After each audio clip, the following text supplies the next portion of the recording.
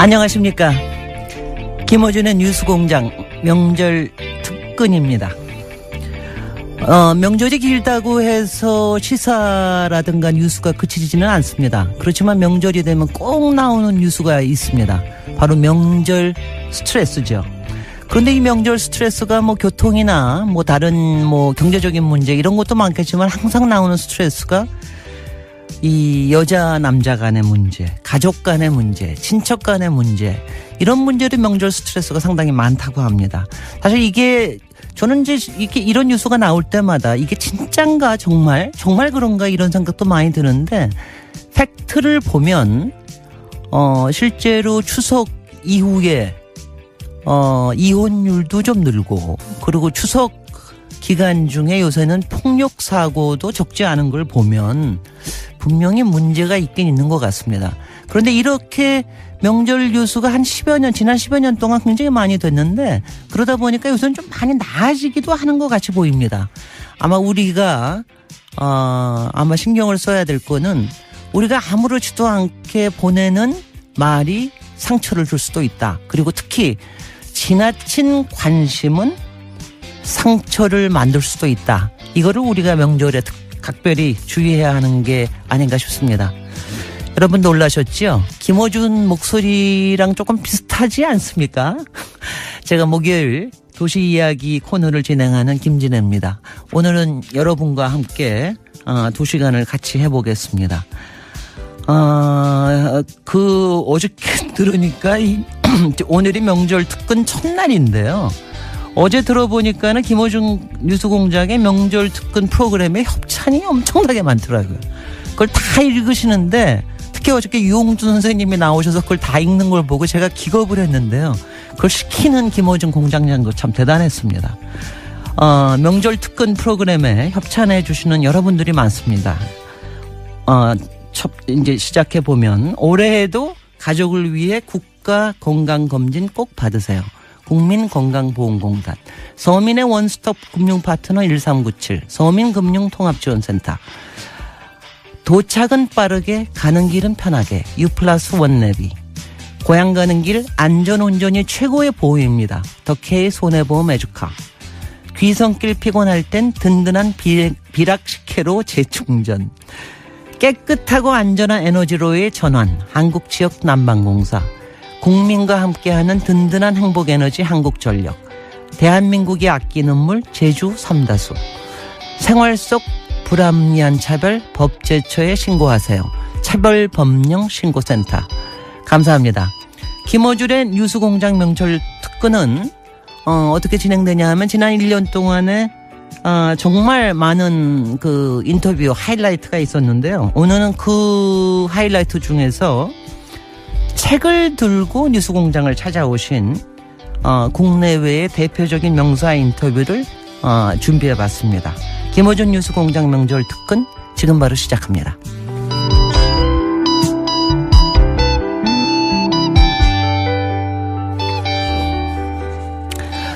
김어준 공장장님이 지난 1주년 공개방송 때 세계 최고의 시사 프로그램이 되겠다는 포부를 밝혔는데요. 그동안 뉴스공장을 찾아준 인터뷰연사 수준도 그야말로 글로벌 수준의 명사가 많습니다. 오늘 첫 순서는 지난 9월 15일 방송된 독일 슈레더 전 총리 인터뷰입니다. 저도 이거 듣고 깜짝 놀랐는데요. 자서전을 내시고 한국어판 출간과 함께 진행된 게르하르트 슈레더 전 독일 총리 인터뷰 다시 들어보시죠.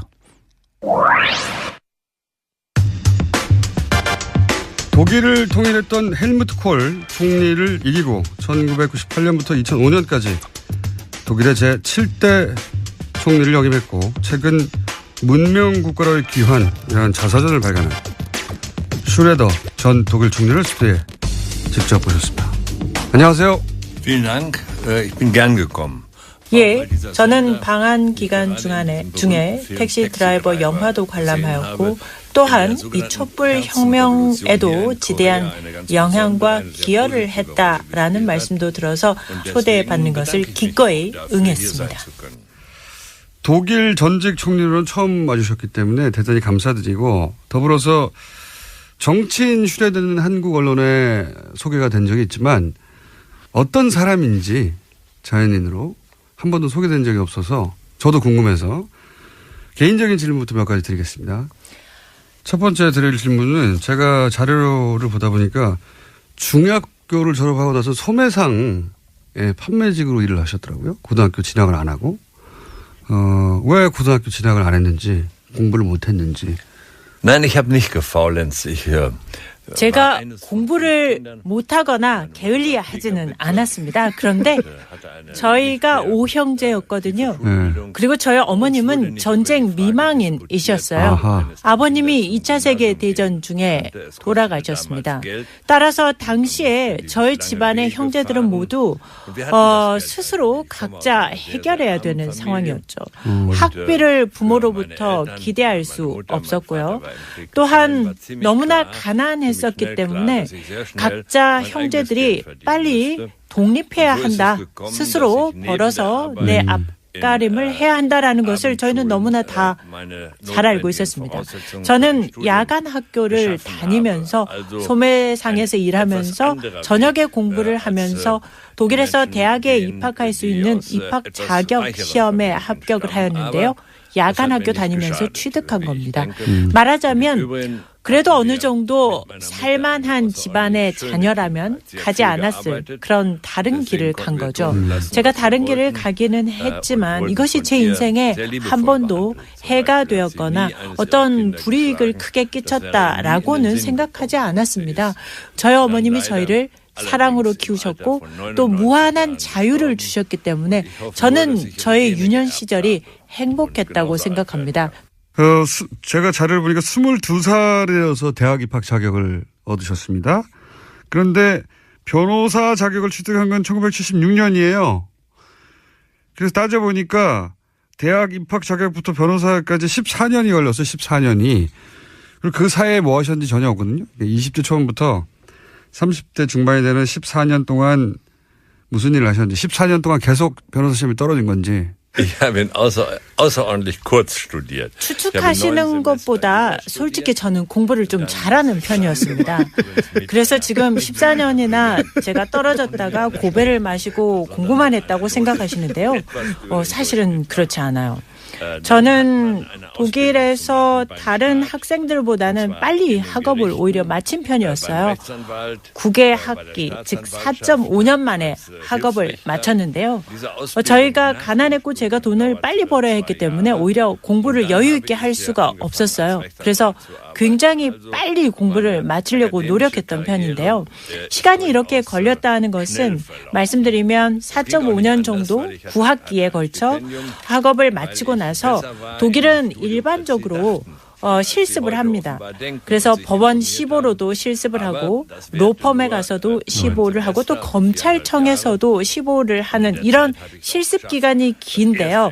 지금 76년이라고 하신 것은 제가 시험에도 다 이미 합격하고 로펌에서 말하자면 그 월급쟁이 변호사라도 일을 했던 그런 것들을 다 지나서 1976년에 재법률사무소를 낸 것이 76년이었다는 뜻이었습니다.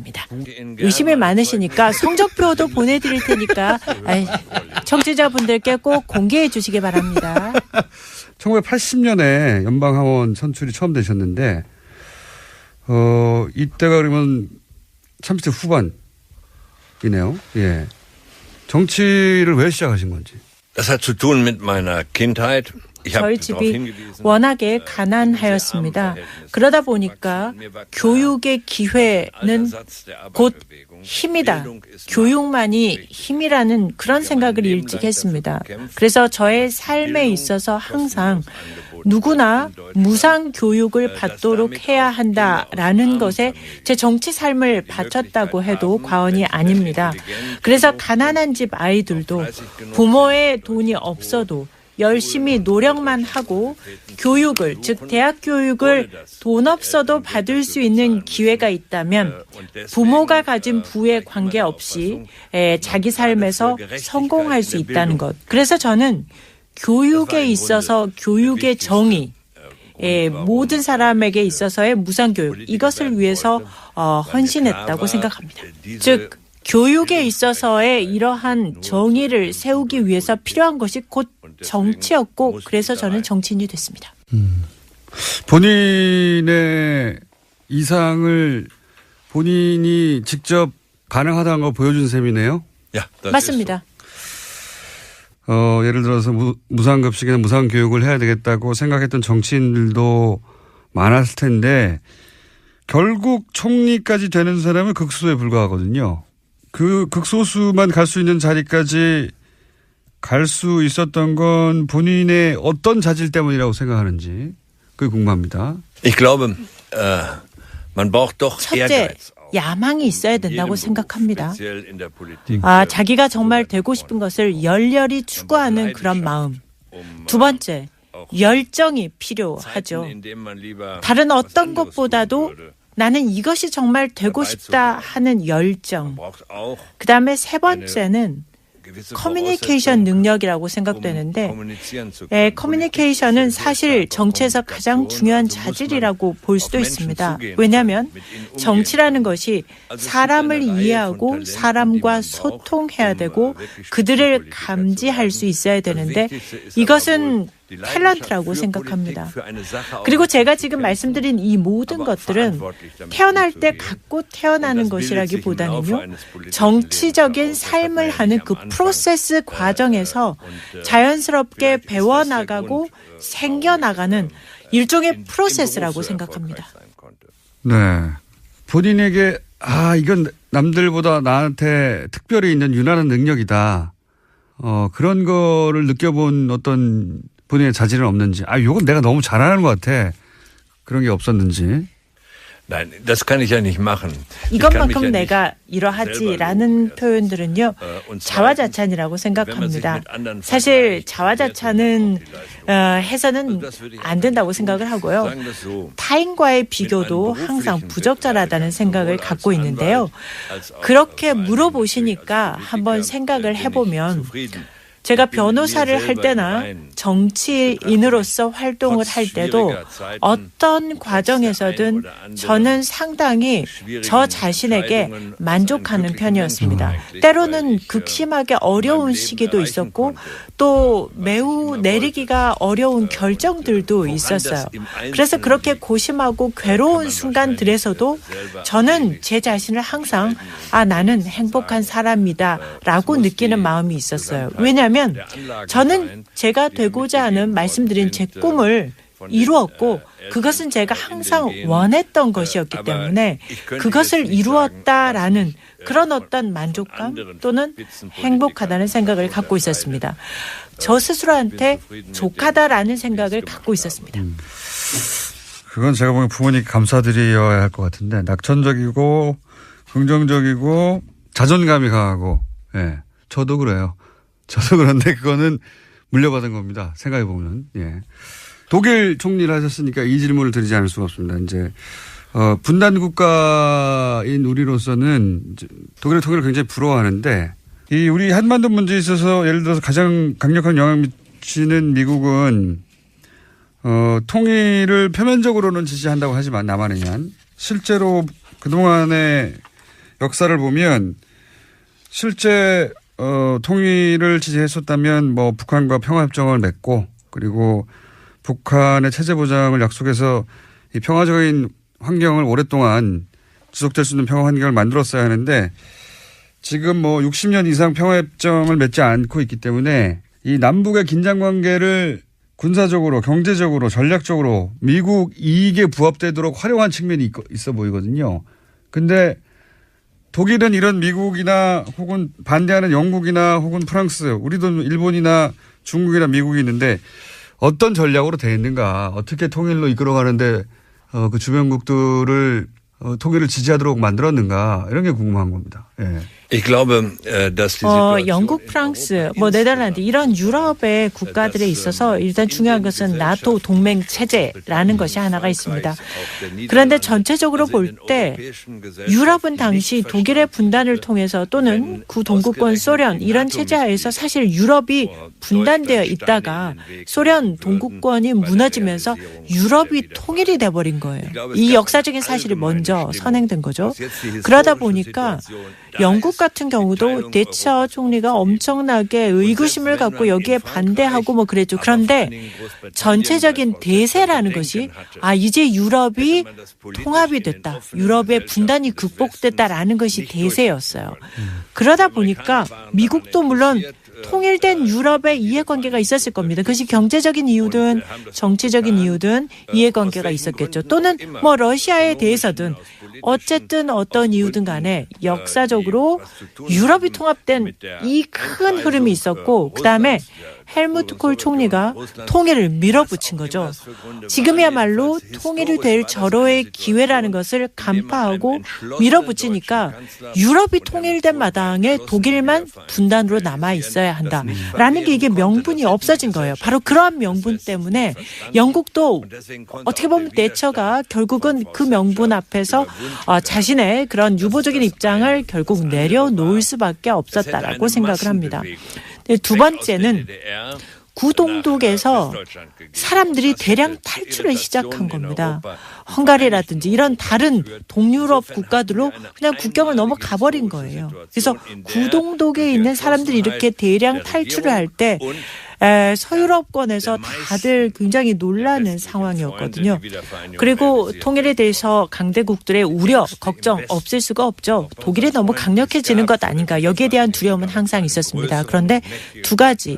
통일된 독일이 유럽연합의 일원으로 남는다.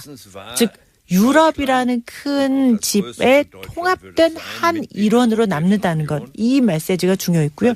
두 번째는 헬무트 콜이 고르바초프와 협상을 해서 통일된 독일은 통일 이후에도 나토의 일원으로 남겠다라는 이 두 가지가 있었기 때문에 주변국의 우려를 불식시킬 수 있었습니다.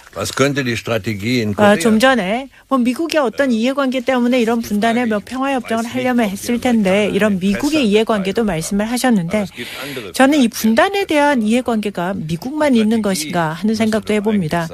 자, 그렇다면 이 분단을 극복하기 위해서 한국에는 어떤 일들이 일어나야 하고 한국은 무엇을 해야 할까 하는 생각을 해보면요. 저는 이 한반도 문제라는 것은 주변 3강국, 중국, 러시아, 미국 이 3개 대국이 공동 보조를 해야만 가능하다고 생각합니다. 최근에 그 북한 제재 안보리 결정에서 보듯이 이들 국가들이 공동 보조를 해야만 뭔가 이루어질 수 있다는 건데요.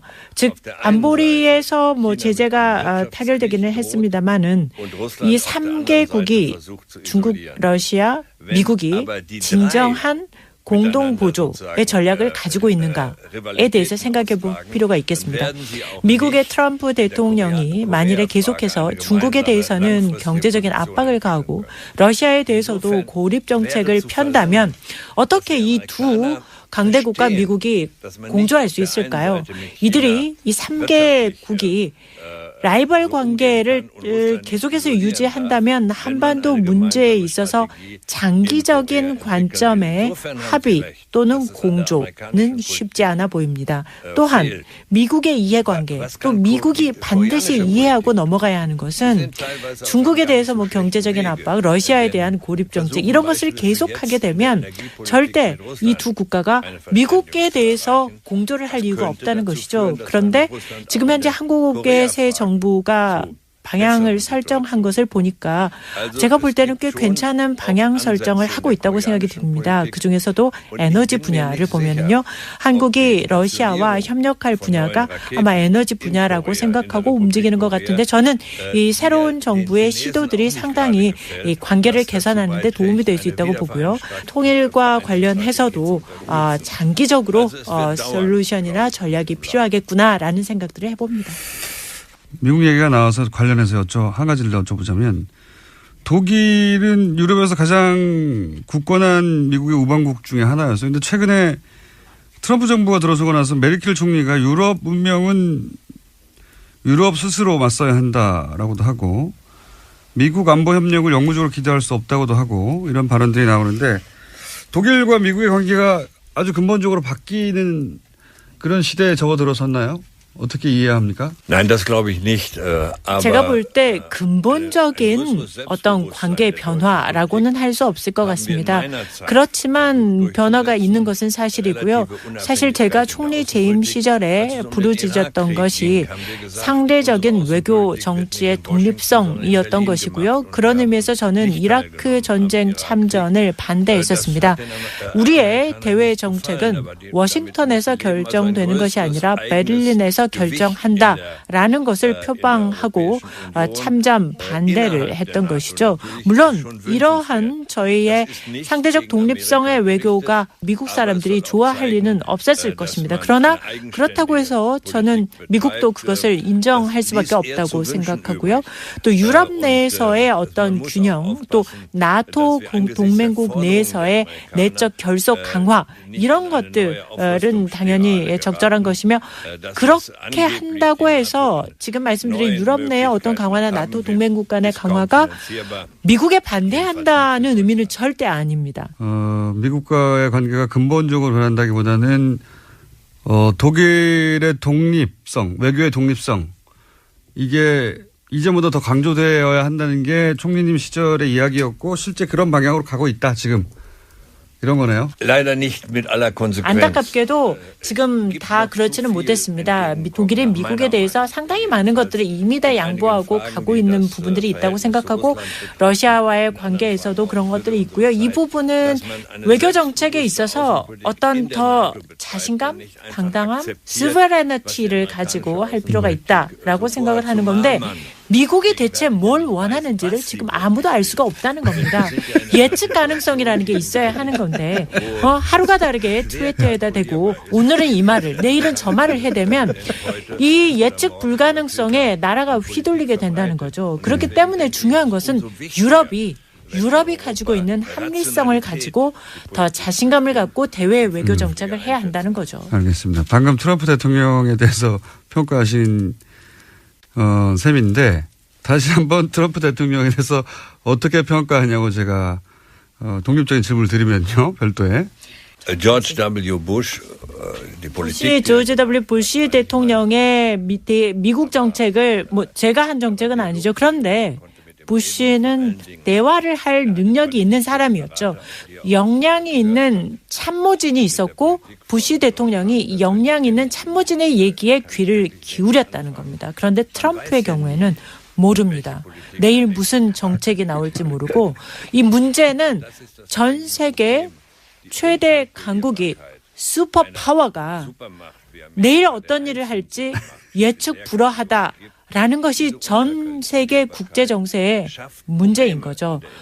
그래도 그나마 안도는 미국의 대통령 임기가 4년이어서 그나마 안도를 합니다.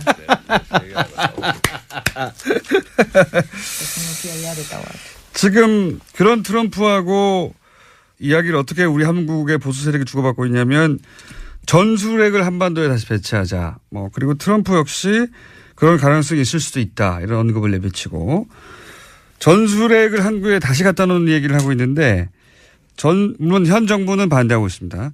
전술핵 재배치가 이 북핵 문제를 해결할 수 있는 해법이라는 주장에 대해서는 어떻게 생각하십니까? 전혀 아닙니다. 국제 정치가 추구하는 목표라는 것은 핵에 대한 전반적인 축소입니다. 이러한 시도는 북한의 핵무기 가능성에 대해서 남한도 핵으로 여기에 대응한다. 이런 식의 잘못된 시그널을 보내서는 안 된다고 생각하고요. 또한 새 정부가 한국 정부가 여기에 반대한다고 하니까 이것은 아주 잘 결정하신 것으로 판단됩니다. 이건 어떻습니까? 한국 보수에서는 북한과는 대화가 무의미하다. 그래서 실제 지난 9년간 북한과 대화가 완전히 단절했거든요. 그런데 문재인 정부는 대북 제재 그리고 대화 재개를 동시에 추진하는 게 기본 방침이에요. 예. 이런 문재인 정부 대북 기조에 대해서는 어떻게 생각하십니까? Das ist absolut richtig. 전적으로 옳은 정책이라고 생각하고요. 매우 합리적이라고 생각합니다. 문재인 정부가 추진하는 그 정책을 잘 관철시키기를 바라겠습니다. 북한이 대화 능력이 없다라는 판단은 맞는 판단입니다. 바로 그렇기 때문에 한편으로는 제재를 통한 압박을 가하면서도 다른 한편으로 동시에 우리는 대화를 할 준비가 돼 있다라는 신호를 보내는 이 동시 정책, 이것은 매우 중요하다고 생각하고요.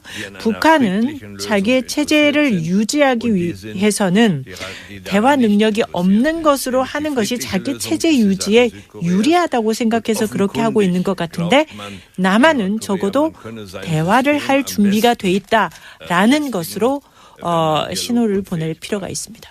마지막으로 시간이 없으니까 문명 국가를 귀한 이 책은 어떤 독자에게 필요한 책인지. 저는 정치의 꿈을 가진 분이라면 누구라도 읽어볼 만한 책이라고 권해드리고 싶습니다. 특히나 오늘날에 우리가 민주주의 사회를 유지하고 그리고 깨어있는 민주주의 사회를 미래에도 원한다면 젊은이들이 정치에 관심을 갖고 또 참여해야 합니다. 그런 의미에서 오늘날의 정치가 나아갈 방향, 그리고 깨어있는 민주주의의 수호, 이런 것에 관심이 있는 사람이라면 누구나 읽어보면 좋지 않을까 싶고, 특히 그러한 정치에 참여하고자 하는 의지가 있는 사람이라면 도움이 되지 않을까 생각합니다. 알겠습니다. 감사하고요. 그리고 아마도 4번 의원하고도 총리가 되는 법이 궁금한 분들도 이 책을 읽으시면 좋을 것 같습니다. 감사합니다. Vielen herzlichen Dank. 재밌게 들으셨어요. 참 유머가 있죠, 슈레저 총리. 김어준 공장장이 참 스스럼 없이 질문하는데 아주 유머러스하게 답변하는 게 참 인상적이고요. 저는 이게 인상적인 것 같아요. 지금 이제 슈레더 총리 인터뷰 내용에도 나오는데 전임 콜 총리에 대해서 굉장히 평가를 하고, 또 사실 메르켈 총리도 이 자서전에 대해서 상당히 평가를 하고, 이 전임에 대해서 이렇게 평가를 하는 거, 이게 독일의 사실은 저력 아닌가 하는 생각이 들어요. 요새 이제 독일이 한참 잘 나가지 않습니까? 요새는 이제 세계 리딩 국가가 미국이나 러시아가 아니라 이게 뭐 독일 아닌가 할 정도로 요새 정말 잘 나가는데, 경제적으로 또 국제 정치적으로 잘 나가는데, 이게 다 슈레더 총리 시절의 이 역할 때문에 지금 메르켈 총리도 참 잘 나간다. 그래서 이런 사람이 이렇게 자서전을 통해서 역사의 기록을 남긴다 하는 게 얼마나 좋은 일인가. 우리도 이런 전통이 생겨야 되는데 말이죠. 김어준 공장장님, 앞으로 세계 명사를 계속 인터뷰하시겠다고 막 그러신다고 그럽니다. 제가 강추하는 거는요, 오바마 전 대통령이 아니라 트럼프 대통령입니다. 김어준 공장장과 트럼프의 만남 기대되지 않습니까? 과연 뉴스공장을 찾을 두 번째 국가원수는 누가 될까요? 기대하십시오. 자, 이제 추석 연휴가 본격적으로 시작되는데 교통 상황 한번 보겠습니다. 지금 보니까 제가 이거 녹음한 줄로 아시는데요. 바로 지금 떠보십시오. 그럼 제가 문자도 다 읽어드리고 그러겠습니다. 제가 여기 현장 생방송에 나와 있습니다. 그래서 교통상 정보 듣고 이어가겠습니다. 골반 잡자 바로 잡자 바디로직, 허리 통증 바로 잡자 바디로직, 몸매 교정 바로 잡자 바디로직, 자세가 좋아지는 골반 교정 타이즈 바디로직, 검색창에 골반 교정 바디로직. 삐딱한 남성 골반 허리에도 역시 바디로직입니다. 바디로직의 효과를 못 느끼셨다면 100% 환불해드립니다. 자세한 환불 조건은 홈페이지를 참조하세요. 또 떨어졌어. 너 또 입사 시험 봤어? 아니, 차량용 핸드폰 거치대 말이야. 여러 개 사봤는데 실패의 연속이야. 떨어지고 시야 가리고 운전석에서도 멀고 뭐 좋은 거 없을까? 싼 것만 찾으니까 그렇지. 제대로 된 거 하나 사서 편리하게 쓰는 게 더 낫지. 그런 게 있어? 그럼 있지. 1, 2, 3 할 때 2. 힘 세다 할 때 힘. 2 힘. 투 힘? 2배로 힘이 세다는 건가? 네이버 검색창에 2 힘을 검색해보세요. 이거 먹고 제가 한번 볼일 봐가지고 네. 바나나 나오는 바람에 원숭이들이 들고 그러가지고. 네. 어우, 몇십 마리가 달라붙어가지고 시끄럽했던 기억이 있습니다. 아침마다 원숭이를 불러 모으는 미궁 대장사랑이었습니다. 장실 굿모닝 화장실 바나 굿모닝 바나나. 미궁 대장사랑 건강기능식품 광고입니다. 네, 김어준 뉴스공장 명절 특근 생방송입니다. 그래서 제가 생방송을 증명하기 위해서 문자 몇 개 소개해드리겠네요. 성남에서 대전에 가신다는 분, 올해 결혼하고 싶은 분을 부모님한테 소개한답니다. 40 넘은 노총각인데 부모님 걱정이 대단하셨는데 큰일 하셨습니다. 지금 밀양시댁이라는 분, 전 붙이고 이러고 계실 분 많은데요. 전 너무 많이 붙이지 마시고요. 그리고 전 붙이실 때는 중간중간 먹어줘야 이게 진짜입니다. 명절 특근 협찬해 주시는 상품 소개를 좀 하겠습니다. 아마 이 상품은 여러분들께 가시는 것 같은데, 여자의 꿈 알카메디에서 수소 알칼리 환원수기, 20년 전통식품명가 주식회사 사홍원에서 온라인 상품권, 매트의 명가 파크론에서 IoT 스마트홈 온수매트, 두고두고 보고 싶은 책 길벗 어린이에서 그림 도서 세트, 이태리 명품 구두 바이네르에서 구두 증정권을 드립니다. 이제 두 번째 인터뷰 들어보겠습니다. 제주 올레길을 만드신 분이죠. 올해 영초원이라는 책을 통해서 여러분들의 가슴을 울리고 다시 역사를 돌아가게 만든 서명숙 제주 올레 이사장님 인터뷰 들어보시겠습니다.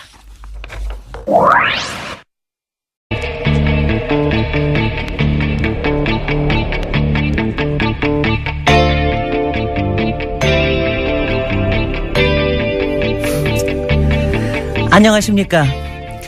김어준의 뉴스공장 명절 특근입니다. 명절이 길다고 해서 시사라든가 뉴스가 그치지는 않습니다. 그렇지만 명절이 되면 꼭 나오는 뉴스가 있습니다. 바로 명절 스트레스죠. 그런데 이 명절 스트레스가 뭐 교통이나 뭐 다른 뭐 경제적인 문제 이런 것도 많겠지만 항상 나오는 스트레스가 이 여자 남자 간의 문제, 가족 간의 문제, 친척 간의 문제, 이런 문제도 명절 스트레스가 상당히 많다고 합니다. 사실 이게 저는 이제 이런 뉴스가 나올 때마다 이게 진짠가 정말 그런가 이런 생각도 많이 드는데, 팩트를 보면 실제로 추석 이후에 이혼율도 좀 늘고, 그리고 추석 기간 중에 요새는 폭력 사고도 적지 않은 걸 보면 분명히 문제가 있긴 있는 것 같습니다. 그런데 이렇게 명절 뉴스가 지난 10여 년 동안 굉장히 많이 됐는데, 그러다 보니까 요새는 좀 많이 나아지기도 하는 것 같이 보입니다. 아마 우리가 아마 신경을 써야 될 거는, 우리가 아무렇지도 않게 보내는 말이 상처를 줄 수도 있다. 그리고 특히 지나친 관심은 상처를 만들 수도 있다. 이거를 우리가 명절에 각별히 주의해야 하는 게 아닌가 싶습니다. 여러분 놀라셨죠? 김어준 목소리랑 조금 비슷하지 않습니까? 제가 목요일 도시 이야기 코너를 진행하는 김진애입니다. 오늘은 여러분과 함께 2시간을 같이 해보겠습니다. 어저께 들으니까 오늘이 명절 특근 첫날인데요. 어제 들어보니까는 김어준 뉴스공장의 명절 특근 프로그램에 협찬이 엄청나게 많더라고요. 그걸 다 읽으시는데, 특히 어저께 유홍준 선생님이 나오셔서 그걸 다 읽는 걸 보고 제가 기겁을 했는데요. 그걸 시키는 김어준 공장장도 참 대단했습니다. 명절 특근 프로그램에 협찬해 주시는 여러분들이 많습니다. 이제 시작해 보면, 올해에도 가족을 위해 국가 건강검진 꼭 받으세요. 국민건강보험공단, 서민의 원스톱 금융받거든요. 그 장면이 바로 오버랩되면서 4년 전에 다 쓰고 묻어뒀던 그 원고를 마무리를 지어야겠다. 다 썼는데 왜 묻어뒀어요? 그건 또 사연이 있는데요. 조정래 선생님께서 저는 박근혜 대통령이 딱 당선되는 순간 이거 영천이에 대해서 글을 마무리 지어야겠다 생각하고 다 써놓고 출판 바로 일부 직전에 조정래 선생님이 그 얘기를 들으시고 절대 내면 안 된다. 왜요? 완전히 제주올레는 후원으로 지금 유지되는 조직인 거예요. 조정래 선생님이 다 아시는데 저희들이 입장료 받는 게 아니잖아요. 후원 회원들이 다 십시일반으로 모아줘서 저희들 사무국을 운영하고 길을 유지 관리하는데 그걸 뻔히 아시는 선생님이 다 아니 서명숙 이사장 지금 미쳤냐고 그 잘못했다가는 큰일 난다고 후원이 다 끊긴다고 그러는 거죠. 박근혜 대통령이 당선된 몇 달 뒤에 직후인데 예, 그해 가을에 내려 했거든요. 이런 책 그러니까 이제 유신 독재에 관한 책을 이렇게 내버리면 박근혜 대통령 시대에 제주 올레길은 어떻게 하려고 그러냐. 네. 그 말씀하신 거예요. 제주 올레길도 망한다. 네. 모든 후원이 끊길 거라는 거죠. 근데 사실은 그때 그 얘기를 믿지는 않았어요. 그랬을 거예요, 근데. 선생님이 너무 좀 약간 노파심 아니신가. 또 옛날 시대를 생각하시나 보다 이러고 설마 지금 시대가 어느 시대인데 그런 걸 갖고 탄압을 할 수 있겠어 했는데 다음날 또 선생님이 전화를 걸어오셔서 밤새 잠을 못 주무셨다고. 그분이 이제 보신 거죠. 있으신 거죠. 요번에 최순실 게이트 사건을 보면서 막 가슴을 몇 번이나 쓸어내렸는지 몰라요. 책을 안 내길 다행이었다. 네. 그랬으면 진짜 길이 없어졌겠구나 싶더라고요. 네. 그러면 어떤 내용이길래 아주 간단하게 소개해 주십시오. 네. 그 선배가 저희 4년 선배 고대 그 신방과를 실화를 바탕으로 한 내용이네요. 완전히 100% 실화예요. 이름도요? 이름도 그럼 소설이 아니잖아요. 넌픽션 소설인 거죠. 넌픽션? 근데 소설이 아니라 저는 사실은 넌픽션 에세이로 냈는데 내용이 워낙 소설적이어서 그러니까 현실이 사실은 어떻게 보면 소설보다 상상보다 더 극적인 경우가 있잖아요. 그렇죠. 요번 게이트만 해도 사실은 굉장히 믿을 수 없을 정도로 이상하게 극적인데 저희 사건도 굉장히 저는 기억을 못 살린 거 있을지언정 기억 그대로를 썼어요. 새로 만들어낸 출판사에서 보다가 이거는 너무 소설적이라 그냥 소설로 가도 되겠다. 출판사에서는 에세이로 등록을 했는데 기자들이 쓰는 기자들 평론가들이 소설로 착각해서 소설로 너무 드라마틱해서 네. 근데 완전 실화예요. 네.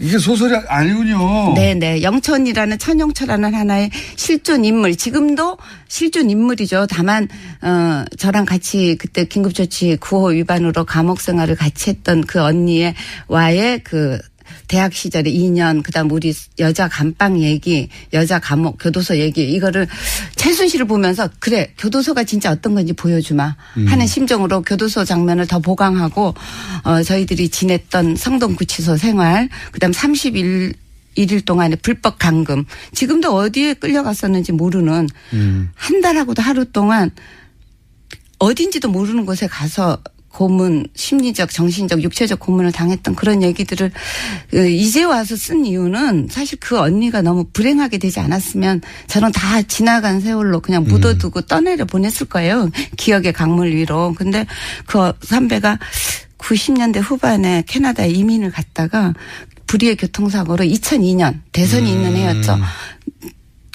엄청 큰 교통사고를 내서 두 눈이 실명이 됐고 그다음 기억의 상당 부분 잃어버렸어요. 아하. 지금 한 서너 살 정도의 기억력. 그러니까 본인이 감옥 갔다 온 건 기억하는데 저희가 감옥 간 건 또 기억을 못 하시고 뭐 이런 식으로 굉장히 기억이 이렇게 조각조각 나 있는 상황이에요. 그래서 그렇군요. 그 언니를 돕기 위해서 또 그 언니를 기억하기 위해서 그 언니를 모르는 사람한테는 이런 사람 이런 청춘도 있었다는 거. 박근혜 대통령이랑 겨우 한 살 나이 차이. 그 시대를 거의 똑같이 살았는데. 거의 똑같이 살았는데 한 사람은 대통령의 딸이라는 이유로 나중에 대통령까지 되고 그 언니는 그렇게 그래서 그때 내려고 했던 거죠. 그런데 그때 냈으면은 큰일 난다고 하는 조선호 선생의 조언 말림이 없었다면은 지금 제주 올레길도 다 망했고 그리고 블랙리스트에 오르셨을 테고 고초를 많이 당하셨을 텐데 이제 잊고 있다가 최순실 씨가 이것은 민주주의가 아니라고 외치는 걸 보자. 민주주의에 아무것도 기여한 바가 없는 사람이. 그러니까 민주주의를 오히려 파괴하고 농단했잖아요. 국정을. 그런 사람이 오히려 민주주의 많은 사람들 영촌리 1000명의 영촌리 10,000명의 영촌리 그런 사람들이 피와 땀으로 투어까지 돼가면서 조금씩 진전시켜낸 민주주의의 그 수혜는 혼자 다 지금 입고 있잖아요. 온갖 절차적인 걸 요구하고 정말 분하셨군요 한마디로. 네. 정말. 그래서 다시 4년 전에 멈췄던 작업을 마무리해야 요번에, 되겠다고 하고 에세이를 냈는데 기자들이 읽다가 소설이구만 하고 소설로 분류를 해버렸군요. 한두 신문에서 그렇게 나와서 그렇게 알려지고 있는데 소설이 아니랍니다. 완전히 넌픽션입니다. 네.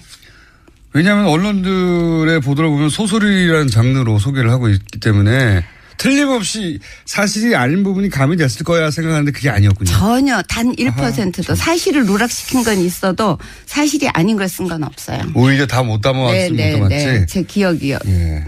자, 그런 책이고요. 굉장히 많은 분들이 전문가들 추천하는 책입니다. 이 내용은 사서 읽어보세요. 사서 읽어보시고. 고맙습니다. 네. 그리고 여기까지는 AS고요. 네. 예. 기왕 모신 김에 제가 좀 더 여쭤볼게요. 이제 궁금증인데요, 제가. 네. 이제 강경화 후보자에 대한 겁니다. 예. 강경화 외교부 장관 후보자. 네. 후보자, 제가 이제 계속 궁금해하는 것은 물론 야당에서는 계속해서 반대하고 있고 그리고 오늘 아마 문재인 대통령께서 재송부 네, 그렇겠죠. 요청한다고. 뭐 대략 4, 5일 이내에 이러면 되겠죠. 근데 제가 궁금한 건 이 부분입니다. 이제 강경화 후보자가 그렇게 논란이 돼서 처음에는 이제 부정적 여론이 더 높다가 지금은 이제 긍정적 여론으로 바뀌어갔는데 유독 강경화 후보자에 대해서는 여성 후보가 장관 후보로 처음 나온 것도 아니에요. 근데 유독 강경화 후보자에 대해서는 외무부 내에서도 외교부 장관들 혹은 그 유엔 대사들. 네, 역대 김대중 노무현 이명박 정부의 역대 외무부 장관이 외교부 장관이 전부 지지 선언을 했고 심지어 외교부 노동조합도 지지 선언을 했고. 저희도 그거 다 다뤘는데 그래서 제가 왜 이 후보는 유독 이런 이례적인 전례가 없는 지지를 받고 있는가. 네. 그러니까 우리가 모르는 게 있는 건가 이 후보에 대해서. 근데 여성계에서도 또 언론과 국회 고함이라는 성명서를 냈고. 네, 저도 그 거기 성명에 이름 올리셨더라고요. 네, 이름을 올렸는데요. 궁금해서 여쭤보려고요. 왜 이 여성 후보 장관 후보 많았잖아요. 그런데 이런 적이 없었는데. 네, 제주 올레길을 내기 위해서 저는 이제 내려간 지가 10년인데 그 10년 동안의 정치적인 문제에 대해서 입장 표명은 딱 2번밖에 한 적이 없어요. 한 번은 대통령 선거 전에 박근혜 대통령 후보가 여성 후보지만 우리 여성계는 반대한다라는 그거를 대선 일주일 전에 한번 낸 때 제가 동참했었고 요번에 강경화 그 장관 후보에 대해서는 지지한다는 한 번은 반대한다는 한 번은 지지한다는 그거는 여성이기 때문에 반대하거나 여성이기 때문에 지지한 게 아니라 자격이 없는데 여성 후보인 걸 내세워서 대통령이 되려는 것에 대해서 반대했고 이번에는 자격이 있는데 여성이란 이유로 정치적 빅딜의 희생양이 될 것 같아서 이제 이런 자격이 있는 후보가 모든 여성계에서는 이때까지 여성 참 당차죠. 박근혜 대통령 반대한다.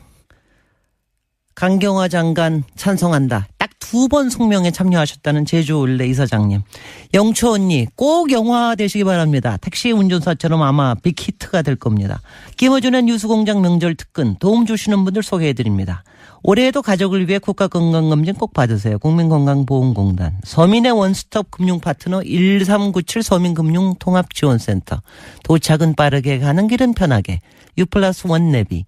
고향 가는 길 안전운전이 최고의 보험입니다. 더케이 손해보험 해주카. 귀성길 피곤할 땐 든든한 비락식혜로 재충전. 깨끗하고 안전한 에너지로의 전환 한국지역난방공사. 국민과 함께하는 든든한 행복에너지 한국전력, 대한민국이 아끼는 물 제주 삼다수, 생활 속 불합리한 차별 법제처에 신고하세요. 차별법령신고센터. 이거 똑같은 거 2번째 하는 거군요. 이거 2번째 하니까 훨씬 부드럽게 나옵니다. 저도 제가 보니까 오늘 제가 여기 나온 게 우리 명절 특근에 도움 주시는 분들 이 소개해드리러 나온 게 아닌가 이런 생각을 하고 있습니다. 앞에 최명숙 이사장님 인터뷰 뒷부분이 조금 잘렸는데 여러분들 그 팟빵에 가시면 팟캐스트로 이제 뒷부분 다 들으실 수 있으니까 여러분들 이제 그쪽에 가서 들으시면 되고요. 서명수 이사장님이 아주 신나게 얘기하는 거 듣고 있으면 아주 신납니다. 자, 여러분. 조금 이따 뵙겠습니다. 잠시 안녕. 이제 3번째 특집 순서 인터뷰 들어보겠습니다. 지난 6월 달에 오셔서 녹음을 하셨는데요. 세계적인 문인이시죠. 인생, 그리고 허삼관 매혈기 등의 작품으로 세계적으로 유명한 중국의 위화 작가 다시 만나보시죠. 요즘 사드 문제로 한중의 군사, 외교 그리고 경제 관계가 여러모로 주목을 받고 있습니다. 오늘은 좀 다른 각도에서 한중 관계를 바라볼까 하는데요. 많은 분들이 아실 뿐입니다. 중국을 대표하는 작가, 전 세계적 지명도의 위화 작가 스튜디오에 직접 모셨습니다. 안녕하세요. 김호준 선생님의 이번 프로그램에 출연하게 돼서 매우 반갑습니다. 제가 한 가지는 알아들었습니다. 바로 사드라는 단어였습니다. 한국에서 가장 유명하고 재밌는 시사 방송이라고. 对，然后你有什么想对他说的吗？轮到我了吗？对。那你待会能不能给我一个暗示？对， 매우 날카롭고 재미있는 시사 프로그램이라는 것을 이제 얘기 들었고요. 혹시 오늘도 재미있는 뭔가 이야기를 터뜨릴 생각이신지 네. 그거 매우 궁금합니다. 그거는 이제 작가님한테 달려 있어요. 작가님한테 달려 있는데, 자. 대표작 중에 하나인데 허삼관 매혈기, 한국에서 굉장히 유명한 소설입니다. 영화 됐어요. 영화 됐는데 위화 작가를 모르는 한국 독자들도 있기 때문에 제가 좀 소개를 더 드리면 뉴욕타임즈에도 기고를 정기적으로 하시고 유럽에서도 책들이 번역 출간이 됐고 세계 여러 나라에서 문학상도 받으셨고 그리고 프랑스에서 문화예술 훈장도 받으셨고 맞습니까? 저는 사실은 이런 것들은 중요치 않다고 생각합니다. 특히 정부에서 주는 상 같은 경우는 특히 그런데요. 네, 아까 이제 프랑스 문학예술 훈장을 말씀하셨는데 그거는 사실은 중국에서 비유를 하자면 중국에서 5일 노동절 때 주는 그런 상장과 똑같다고 보고 있습니다. 굉장히 흔하다는 얘기예요. 많은 사람들한테 주는 어떤 상이라고 할 수 있겠습니다. 알겠습니다. 네. 그래도 중국에 출간지 20년 넘은 책이 중국에서 한 해에 130만 부, 140만 부 팔리는 건 이건 대단한 거 아닙니까? 저도 예상하지 못한 어떤 기적이라고 할 수 있겠습니다. 저희가 이제 문학 방송이 아니고 시사 방송이에요. 그래서 지식인으로 작가에게 한중 간의 현안을 한번 여쭤보려고 하는 거거든요. 작가의 관점은 이런 사안들을 어떻게 바라볼까. 이런 시사적인 질문을 해도 괜찮겠는지 물어봐주세요. 실은 이제 중국에서 가장 유명한 모든 사람들이 다 알고 있는 뉴스 프로그램은 7시에 방송되는 뉴스 신원联播라는 프로그램이 있습니다. 네. 그 프로그램은 제가 10몇 년 동안은 보지 않았습니다. 그리고 대부분 중국에서 진행하는 그런 뉴스 프로그램은 반대로 이미 반대로 이해하면 된다고 저는 생각하고 있습니다. 네, 그렇네. 당연히 대답해드리겠습니다. 그리고 저는 제 뜻을 반대로 표현할 수도 있습니다. 알겠습니다. 이제 한중 관계를 한국에서 바라볼 때하고 중국에서 바라볼 때 이제 다를 수밖에 없을 텐데 중국에서 보는 중한 관계하고 한국이 바라보는 한중 관계하고 이렇게 다르구나 하고 느낀 적이 있으신지 있다면 어떻게 다르게 느끼셨는지. 저는 그 차이점은 주로 시간에서 드러나고 있다고 생각합니다. 실은 이제 사드 문제가 중국에서 일파만파로 커졌던 그 시점은 주로 작년 하반기였습니다. 근데 올해부터는 이제 북한이 미사일도 발사하고 제6차 핵실험도 강행한다는 이런 행동을 보이고 있어서 그래서 중국은 이제 북한에 대한 관심을 더 많이 쏟게 되고 있습니다. 그러니까 사드를 그렇게 많이 주목하지 않고 있는 것 같습니다. 이제는 점점 더. 네. 사드 때문에 작년 하반기에 한국 제품 불매 운동도 있었다고 들었고 그리고 한류 스타들 중국 드라마 출연이 취소된다든가 관광 분야에도 영향이 있고 그렇게 저희는 신문 기사를 통해 들었는데 작년 하반기에 그러면 중국에서 느끼는 사드 문제는 어느 정도로 심각한 거였어요? 저는 중국인도 그렇고 한국인도 그렇고 사드를 너무 심각하게 생각하고 있는 게 아닌가라는 생각을 합니다. 사드는 뭐 정치적이고 이제 군사 외교적인 문제인데요. 일단 사드의 역할을 놓고 보자면 일단 그 레이더를 뭐 600km에서 2000km까지의 탐측을 가능하다고 이게 얘기를 하는데요. 한국에서 사드를 지지하는 사람들은 이런 그 시스템이 한국을 보호할 수 있다고 이제 생각을 하는 거죠. 근데 중국은 이제 사드 시스템이 굉장히 중국을 위협하고 있다고 생각을 합니다. 실은 이제 미국의 이런 사드 시스템을 비롯해서 이런 이제 미사일 요격 시스템 같은 경우는 실효성을 봤을 때 그러니까 여태까지 뭐 이제 17차례를 이제 요격 시험을 해봤는데 9차례만 성공을 했고 그리고 2004년부터 3차례도 이제 실패를 한 경험이 있습니다. 그래서 과연 이 시스템의 어떤 미사일 요격 능력이 어느 정도 있는 건지 그거는 이제 장담할 수 없는 거고요. 저는 사드는 굉장히 정치적인 문제라고 생각을 합니다. 사실은 중국에서 일반 사람들의 어떤 생각은 이제 정부의 어떤 입장이라든지 그리고 관병 언론의 어떤 입장에 많이 끌려다니는 부분이 있습니다. 그러면 중국의 일반적인 여론은 이제 중국 당국의 입장하고 같이 가는 거네요? 제가 느끼는 건 그런 것 같습니다. 적어도 대부분의 일반 그 중국인들은 그 정부와 관변 언론들의 어떤 그 입장을 그대로 수용하는 것으로 보이고 있고요. 그리고 제가 이제 온라인상 인터넷을 통해서 이제 느꼈던 것도 그렇습니다. 그런데 아까도 말씀하셨지만 뭐 중국이나 한국이나 이 사드에 대해서 지나치게 민감하게 반응하는 것 같다고 말씀하셨는데 그리고 사드는 정치적인 문제라고 군사적인 문제라기보다는 그 관점에서 이것이 미국이 중국을 견제하려고 하는 것인데 그 사이에서 중국과 한국 사이에 지나치게 긴장관계가 만들어진 거 아니냐. 그래서 중국과 한국 사이는 이렇게까지 할 필요는 없다. 좀 더 부드럽게 문제를 풀어볼 필요가 있다. 이런 시각은 없는지 궁금한 거죠. 네, 저는 이제 이 책임은 한국에 있지 않을까 생각을 합니다. 왜냐하면 박근혜 정부 초기에는 한중 관계가 역사상 유례 없는 가장 좋은 관계를 자랑을 했는데요.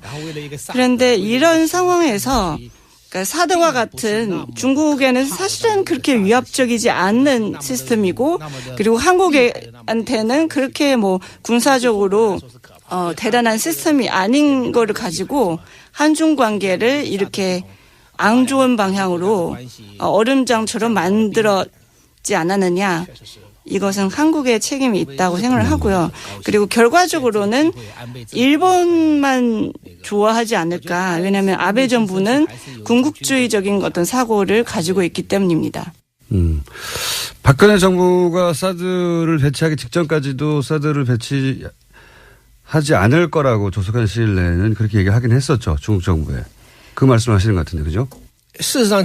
사드 문제가 갑자기 튀어나기 전에는 중국과 한국 간의 어떤 관계는 정말 전 세계로 봤을 때도 가장 좋은 어떤 외교 관계가 아닌가 싶습니다. 이런 사드 문제가 갑자기 이제 얘기가 꺼냈고 그리고 중국인들한테는 아무래도 어떤 충격이지 않을까 싶습니다. 중국인이 사드에 대한 어떤 분노 같은 것은 사드 배치 직전까지는 가장 최고조였습니다. 왜냐하면 실질적으로 사드 배치한 것은 황교안 총리께서 이제 총리 대행 시절에는 이것을 진행을 한 거잖아요.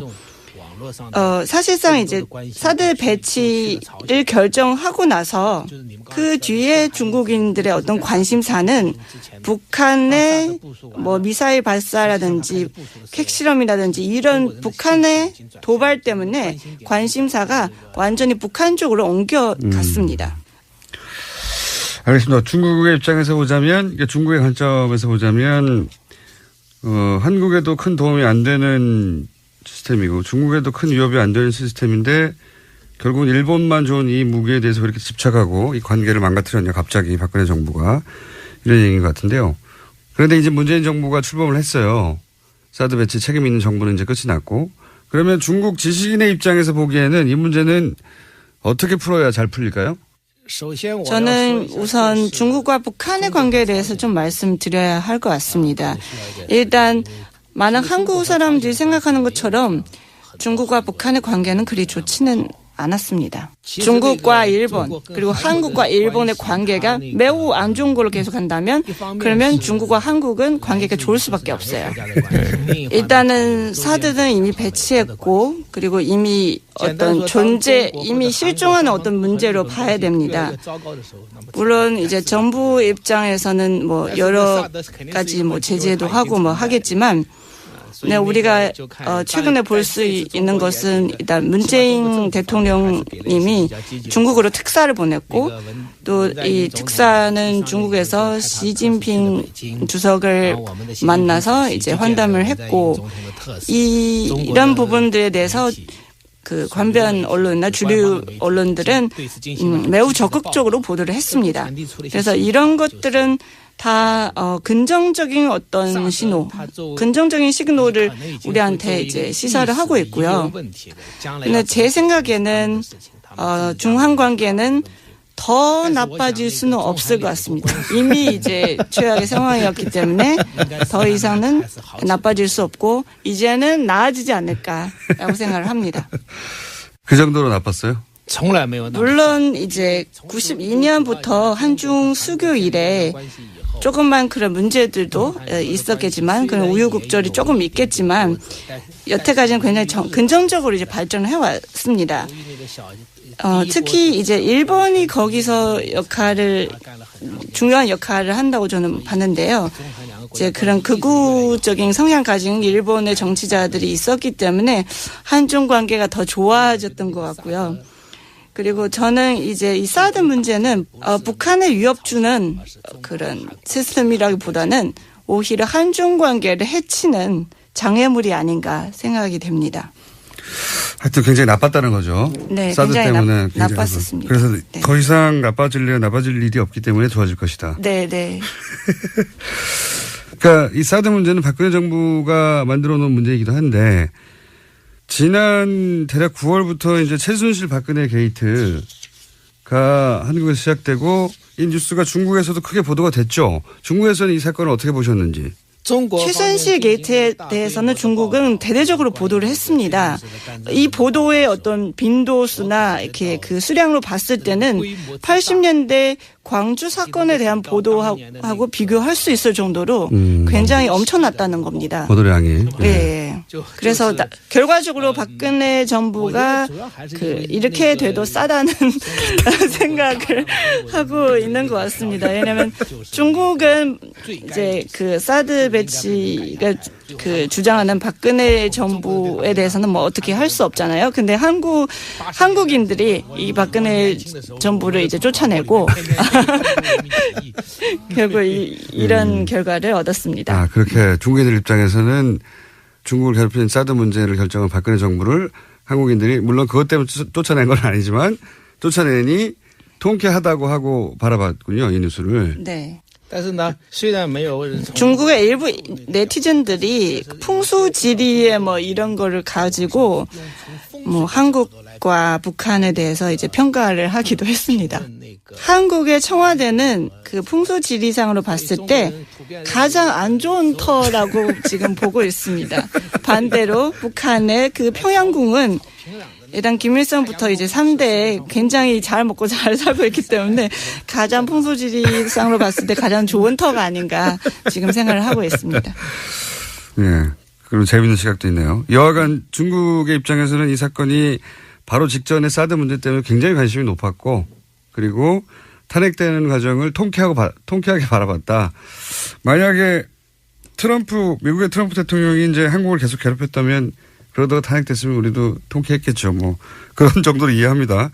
촛불 시위가 있고 탄핵이 실제로 되고 그리고 대통령이 파면되고 대선이 있고 이런 과정 전체가 중국에 보도가 됐을 텐데 중국에서는 일어나지 않을 일이잖아요. 이런 과정을 바라보는 중국인들의 심정, 시각, 관점 이런 게 궁금한 거거든요.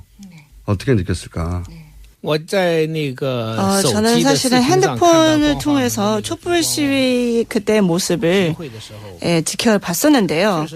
그리고 저는 이제 1989년도 그때天安门 사건을 그것을 이제 떠올랐습니다. 1989년 5월에 이제 2번 정도의 100만 명이 넘는 중국인들도 모여서 이런 시위를 벌였었는데요.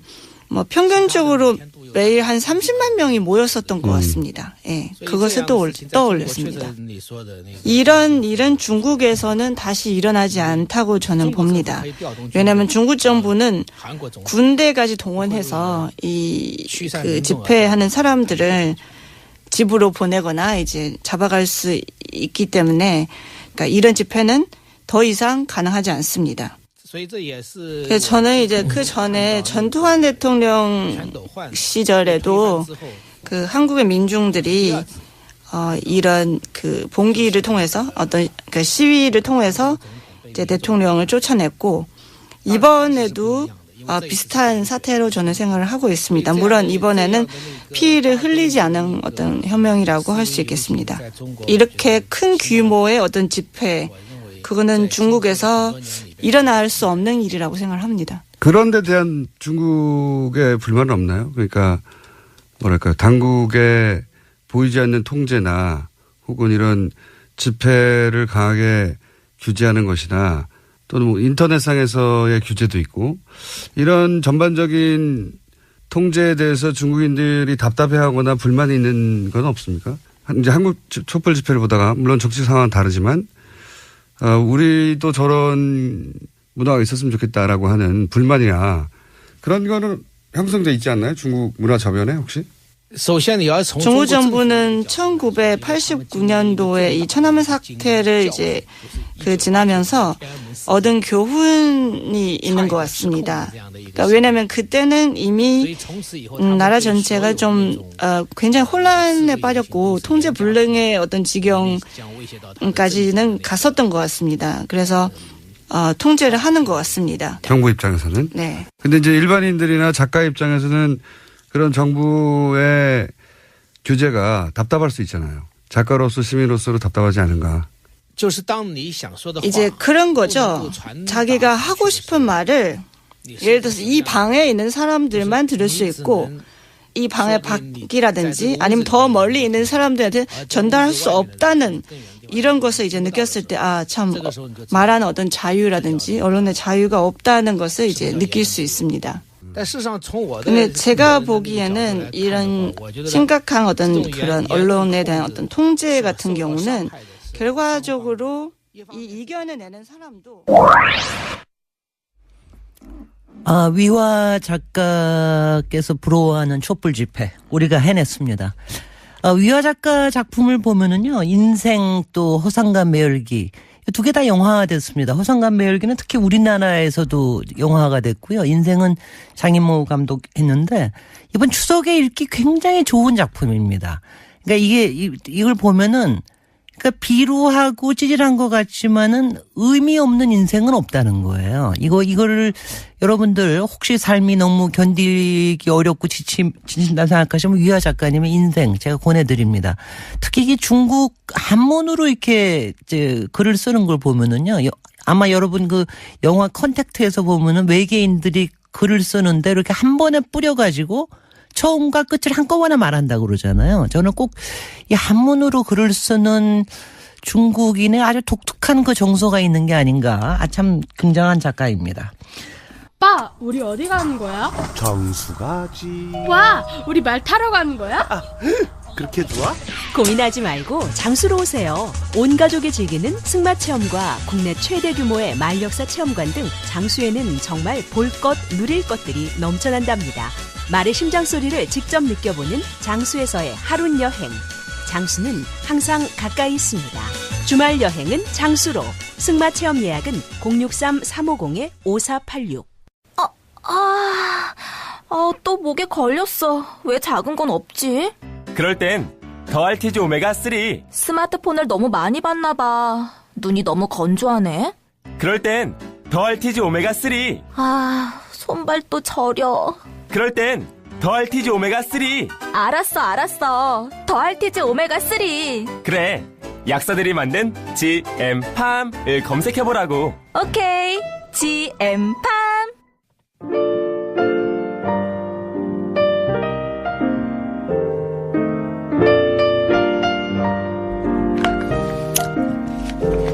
저는 이 시그널송 참 좋아합니다. 이거 들으면 일단은 김어준 공장장의 그 불친절한 목소리가 딱 생각이 납니다. 불친절은 김어준 공장장의 트레이드마크고요. 우리는 다 같이 친절합니다. 오늘 이제 여러 문자 보내주셨는데, 공장장님 어디 가셨습니까? 이 상큼한 어준 언니 어디 가셨습니까? 사실 어저께 벌써 예고를 하셨는데, 어디 가셨겠습니까? 공장장님은 이제 휴가 가시고, 우리 이제 이 작업 반장들 몇 사람이 이 명절 특근하고 있습니다. 김어준 공장장은 어디 가고, 김진애 의원님이 고생하십니까? 이거 공장장의 갑질 아닙니까? 그렇습니다. 갑질입니다. 그래서 오늘은 제가 하고, 내일은 딱 추석에 알맞는 분이 하시고, 그리고 그 다음 이틀은 여기에 최다 출연자께서 해주실 겁니다. 그리고 다음 주일에는 공장장 어디 도망갈까봐 걱정하시는 거 압니다. 저희 다 압니다. 그러니까 도망은 못 갑니다. 그러니까 너무 걱정하지 마시고요. 오늘 그래도 평소에 너무 급해가지고 제가 막 급하게 하던 걸 오늘은 조금 천천히, 제 목소리도 조금 고급질 수 있다는 걸 여러분께 좀 들려드리고 있습니다. 찬성하시죠? 뉴스공장 명절 특근에 상품 협찬해주는 추첨을 통해서 정치자 여러분께 소정의 상품을 드립니다. 여자의 꿈 알카메디에서 수소 알칼리 환원수기, 20년 전통식품 명가 주식회사 사홍원에서 온라인 상품권, 매트의 명가 파크론에서 IoT 스마트홈 온수매트, 두고두고 보고 싶은 책 길번 어린이에서 그림 도서 세트, 이태리 명품 구두 바이네르에서 구두 증정권 드릴 겁니다. 여러분, 가끔은요, 이렇게 김어준 공장장 갑질하기 전에 저희 그 작업 반장들끼리 모여서 또 뭐 한번 좀 음모까지는 아니고 뭔가 공작까지도 아니고 뭔가 좀 작업을 좀 한번 해봐야 되겠습니다.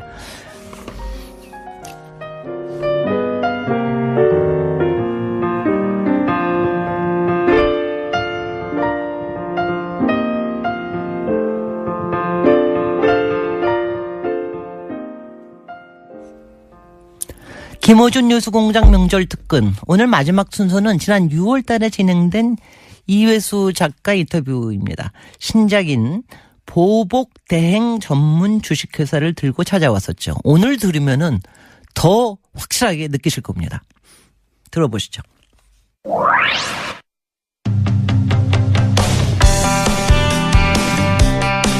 보복 대행 전문 주식회사 들어보셨습니까? 네.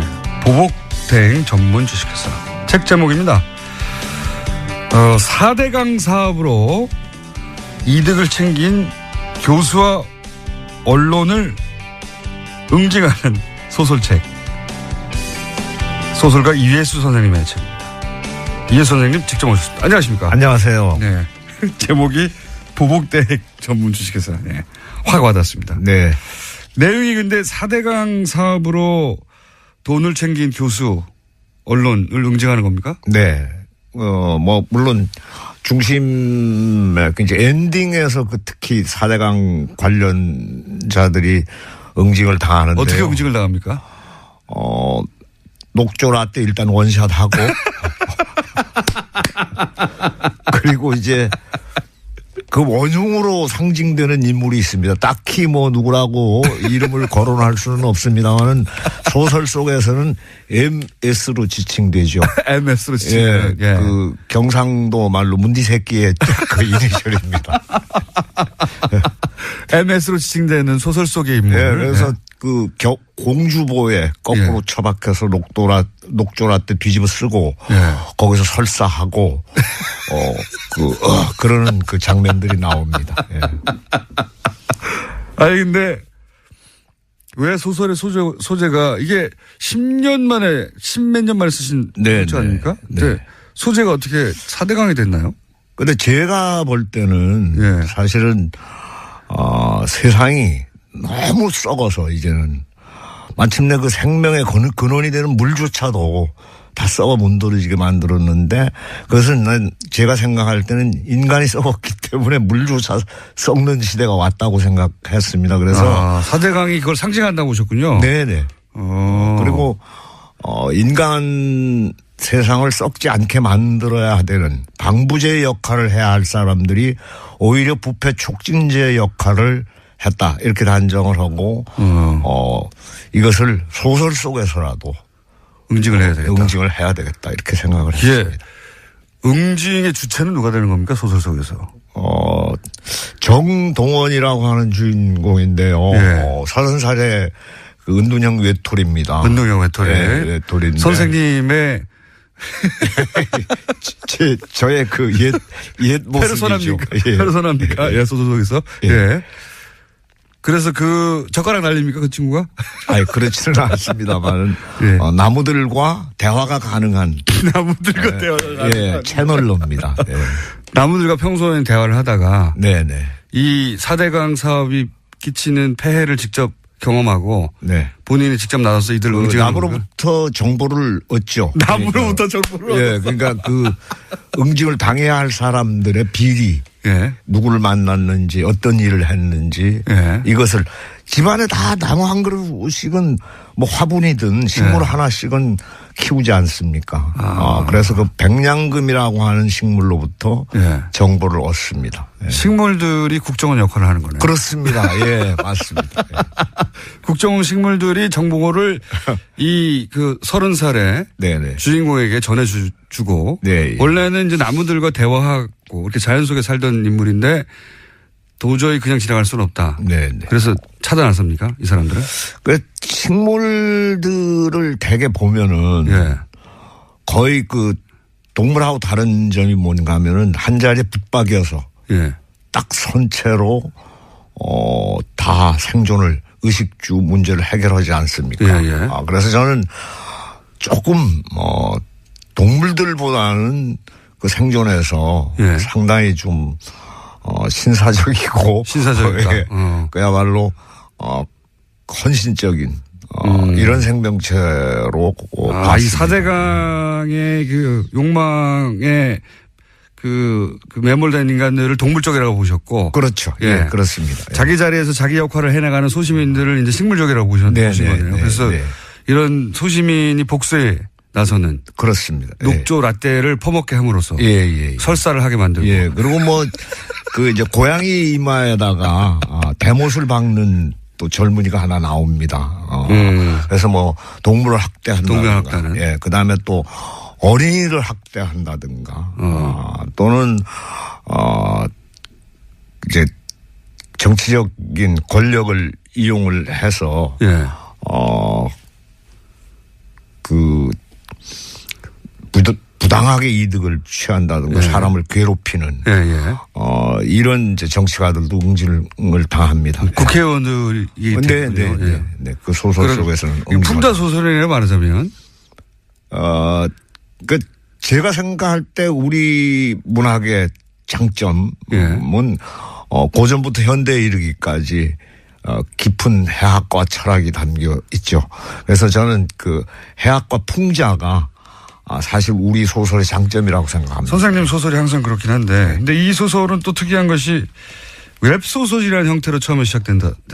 웹소설이라는 게 인터넷에 연재하는 소설인 겁니까? 그렇습니다. 웹툰처럼 웹툰 요즘 만화 연재 많이 하는데 소설책을 그러면 이 소설을 달락달락 계속 연재 오신 거예요? 네.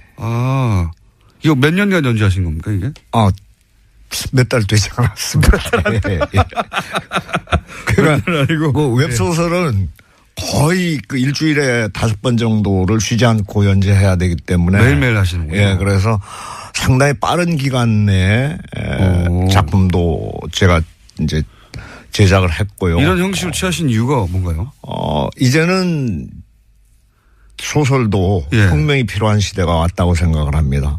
책도. 그러니까 너무나 많은 재미있고 그리고 독자를 서점으로부터 뺏어가는 예. 이런 매체들이 만연해 있기 때문에. 팟캐스트 같은. 예, 그래서 맞습니다.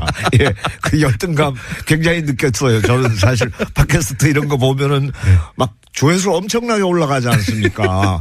예. 근데 사실은 책은 안 팔리는 시대가 왔습니다. 그래서 이제 혁명이 필요하다. 책의 형식에도. 네네. 그래서 그러면 이런 웹소설의 형식이면 실제 중간에 끊임없이 피드백을 받아서. 네. 그 줄거리도 바뀌어갈 수도 있고 그렇잖아요. 네. 약 그 3,000명 정도가. 네. 사실은 그 댓글을 달았고요.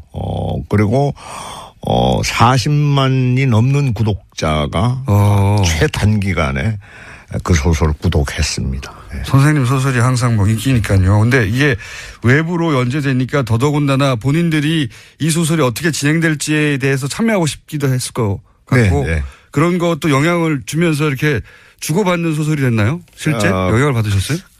제가 댓글은 달았습니다만은 이제 어쨌든 기존 그 소설 속의 기전은 제 소설이 홍익인간의 정신에 부합하는 소설이 되기를 바랬습니다. 그러니까 인간을 널리 이롭게 하는 소설이 됐으면 이런 생각을 했죠. 예. 제가 궁금했던 건 뭐냐면 웹에서 이렇게 실시간으로 피드백이 있으면 주고받으면서 소설이 발전해 가고 방향도. 그렇습니다. 영향을 미칩니다. 예. 그래서 사실은 마지막 부분에 제가 이제 독자들께 질문을 던지는 게 하나 나옵니다. 그리고 모든 독자가 그 질문에 갇혀버리게 만드는 이런 전략이 사실은 댓글들을 통해서 제가 느끼게 된 발견해낸 방법입니다. 그러니까 소설가하고 독자들이 일종의 공동 작업을 해가며 소설을 완성해 가는 거네요? 뭐 거의 그렇게 보시면 좋죠. 예, 웹소설은 특히. 이런 거 처음 해보셨죠? 예, 처음입니다. 예. 반응이 뜨겁고 그래서 책으로 이제 출판되는 거고. 네네. 앞으로도 이런 형식의 웹소설이 더 나올 수도 있겠네요? 그렇습니다. 예. 우리나라에서 이렇게 웹소설이 본격적으로 기성의 작가에 시도된 적이 있나요? 네. 뭐 박범신 작가라든가 또는 조정래 선생 같은 경우에는 실제로 먼저 책 내기 전에 연재부터 했었습니다. 근데 이제 소설책을 이미 탈고해 놓고 그걸 웹에 연재하는 것과 소설책을 소설을 독자들과 함께 계속 만들어가는 건 다른 거잖아요. 다르죠. 네. 그런 형식을 취하신 거죠, 이번에는? 근데 거의 쫓기는 기분은 못 버립니다. 그래서 이게 마감이 작가를 만드는 형식이구나 이런 생각을 했었어요. 매일매일 조금씩 쓰면서 그중에 피드백을 받아서 소설이 살아 움직이면서 독자와 함께 계속 이야기가 발전해가는. 재밌겠습니다. 보복대행 전문 주식회사라는 책이고요. 그래서 이제 결국은 보복은 좀 소박하네요. 녹차 라떼를 퍼먹이는 것으로. 많이 먹나요? 많은 인물들이? 거기 이제 보면은 빙의목이라는 용어가 새로 등장합니다. 빙의목. 네. 그래서 우리나라의 재웅이라고 하는 용어가 있는데요. 지프로 만든 사람의 형상입니다. 거기에 이제 바늘을 찌르거나 이렇게 해가지고 어떤 상처를 낫게 하거나 아니면 또 보복을 수행하거나 하는 그런 형식인데 옛날에 무당들이 쓰던 방식입니다. 주술. 그런데 나무가 빙의목을 자처합니다. 자기가 스스로. 내가 그 사람을 대신하겠다라고 해서 나무가 희생되는 거죠. 그래서 만약에 고양이 이마에 대못을 박은 사람한테는 실제로 그 사람이 되어서 빙의목이 자처하면은 거기 그 나무에 못을 박아서 고통을 함께 나눕니다. 그런 방식으로? 그런 방식이 있죠. 그리고 막 자르기도 합니다. 팔을 자르면은, 그러니까 나뭇가지 하나를 잘라내면은 팔이 잘리는 고통을 느끼게 되는 것이죠. 보복은 충분히 이루어질 것 같습니다. 저기, 아마도 거기 참여한 독자인가 봐요. 문자 중에 실지렁이를 먹는다고. 그래요? 거기 칠지령이가 그러니까 4대강 최악의 오염 상태일 때 그 등장하는 번식하는 그 실지령물인데요. 뻘에서만 자란다고 하는. 네. 근데 그거를 먹지는 않고 거기 MS의 부인이 한식의 세계화에 종사하지 않았습니까? 그래서 그 한식의 세계화는 실패했고 사실은 거기에 요리에 참여했던 사람들이 사실은 창란을 일으켜서 거기에 그 의식의 그 연갓이라고 하는 것이 있습니다.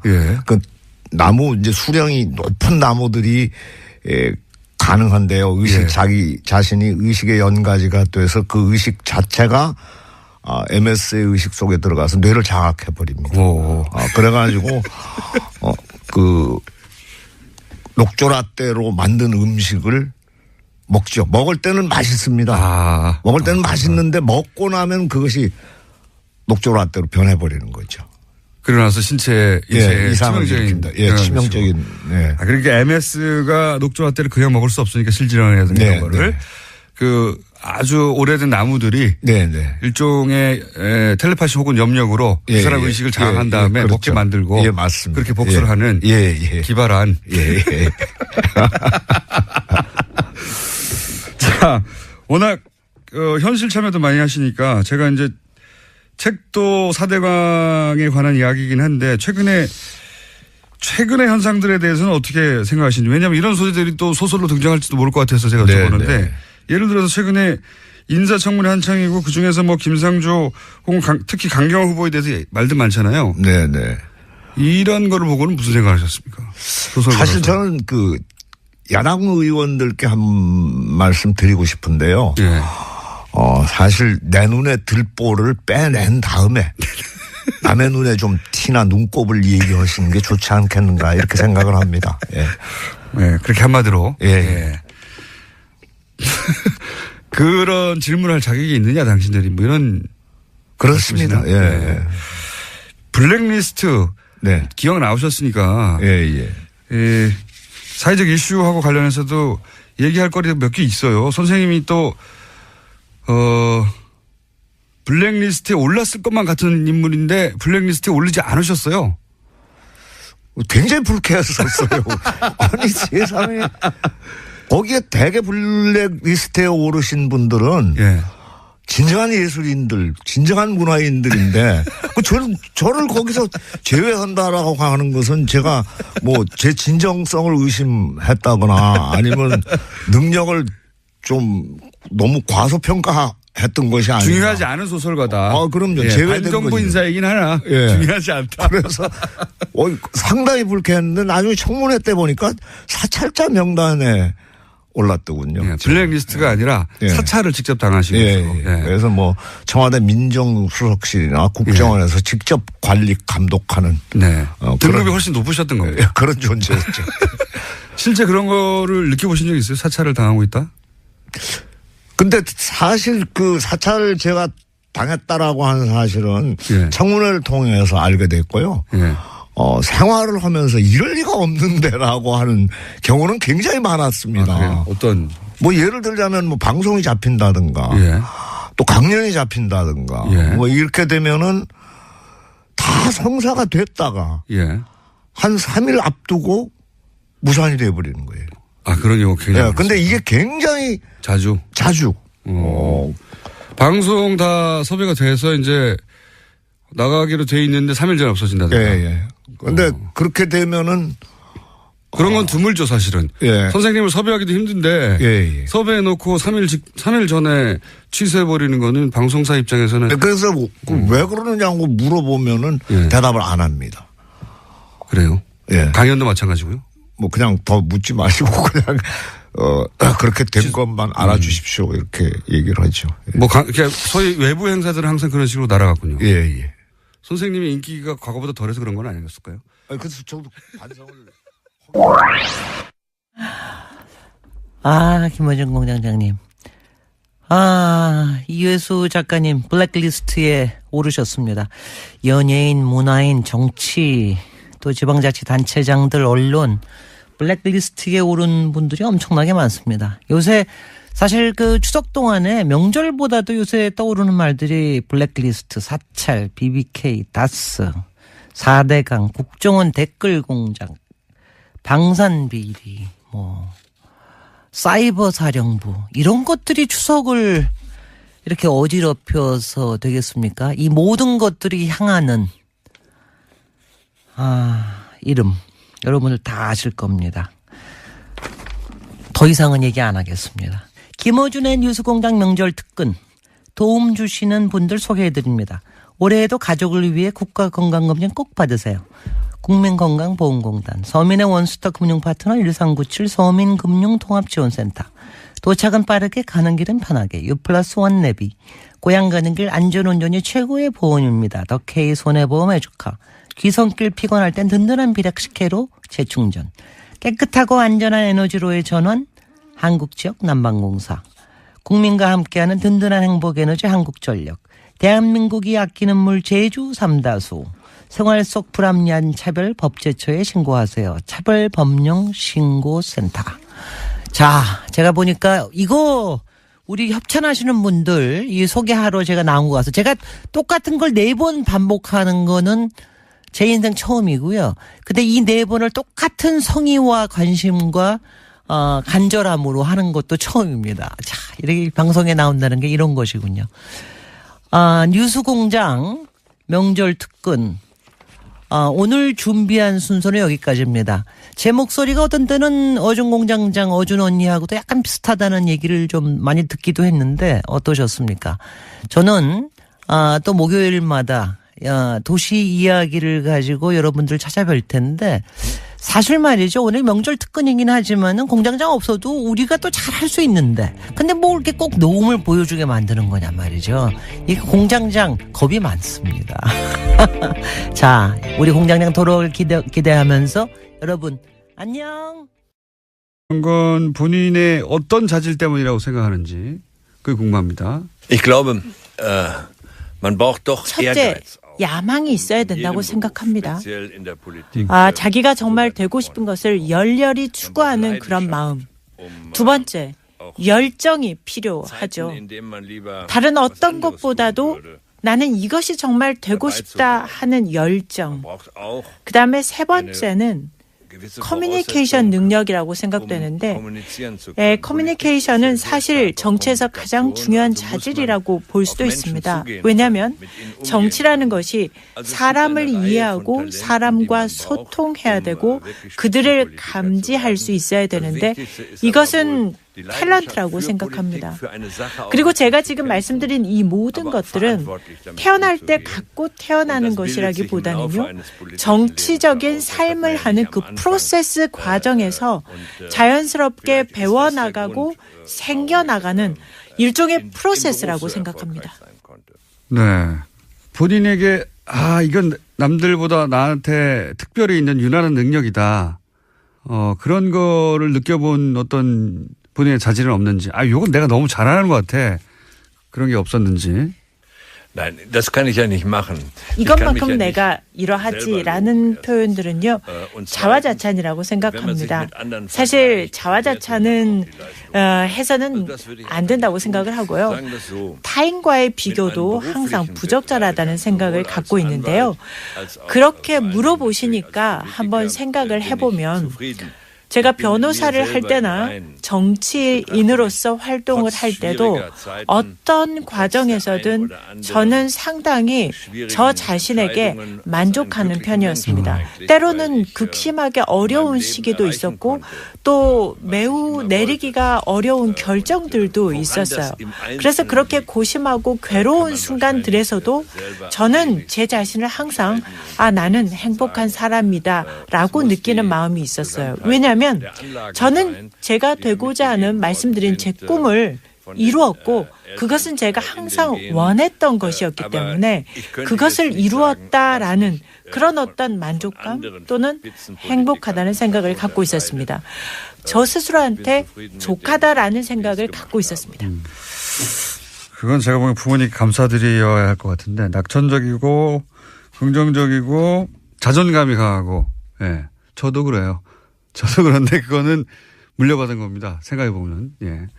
독일 총리를 하셨으니까 이 질문을 드리지 않을 수가 없습니다. 이제, 분단 국가인 우리로서는 독일의 통일을 굉장히 부러워하는데 이 우리 한반도 문제에 있어서 예를 들어서 가장 강력한 영향을 미치는 미국은 통일을 표면적으로는 지지한다고 하지만 남한에는 실제로 그동안의 역사를 보면 실제 통일을 지지했었다면 뭐 북한과 평화협정을 맺고 그리고 북한의 체제 보장을 약속해서 이 평화적인 환경을 오랫동안 지속될 수 있는 평화 환경을 만들었어야 하는데 지금 뭐 60년 이상 평화협정을 맺지 않고 있기 때문에 이 남북의 긴장 관계를 군사적으로 경제적으로 전략적으로 미국 이익에 부합되도록 활용한 측면이 있어 보이거든요.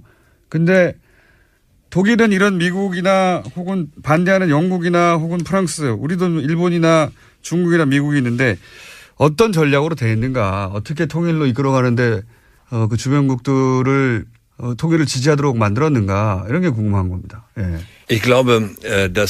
영국, 프랑스, 네덜란드 이런 유럽의 국가들에 있어서 일단 중요한 것은 나토 동맹 체제라는 것이 하나가 있습니다.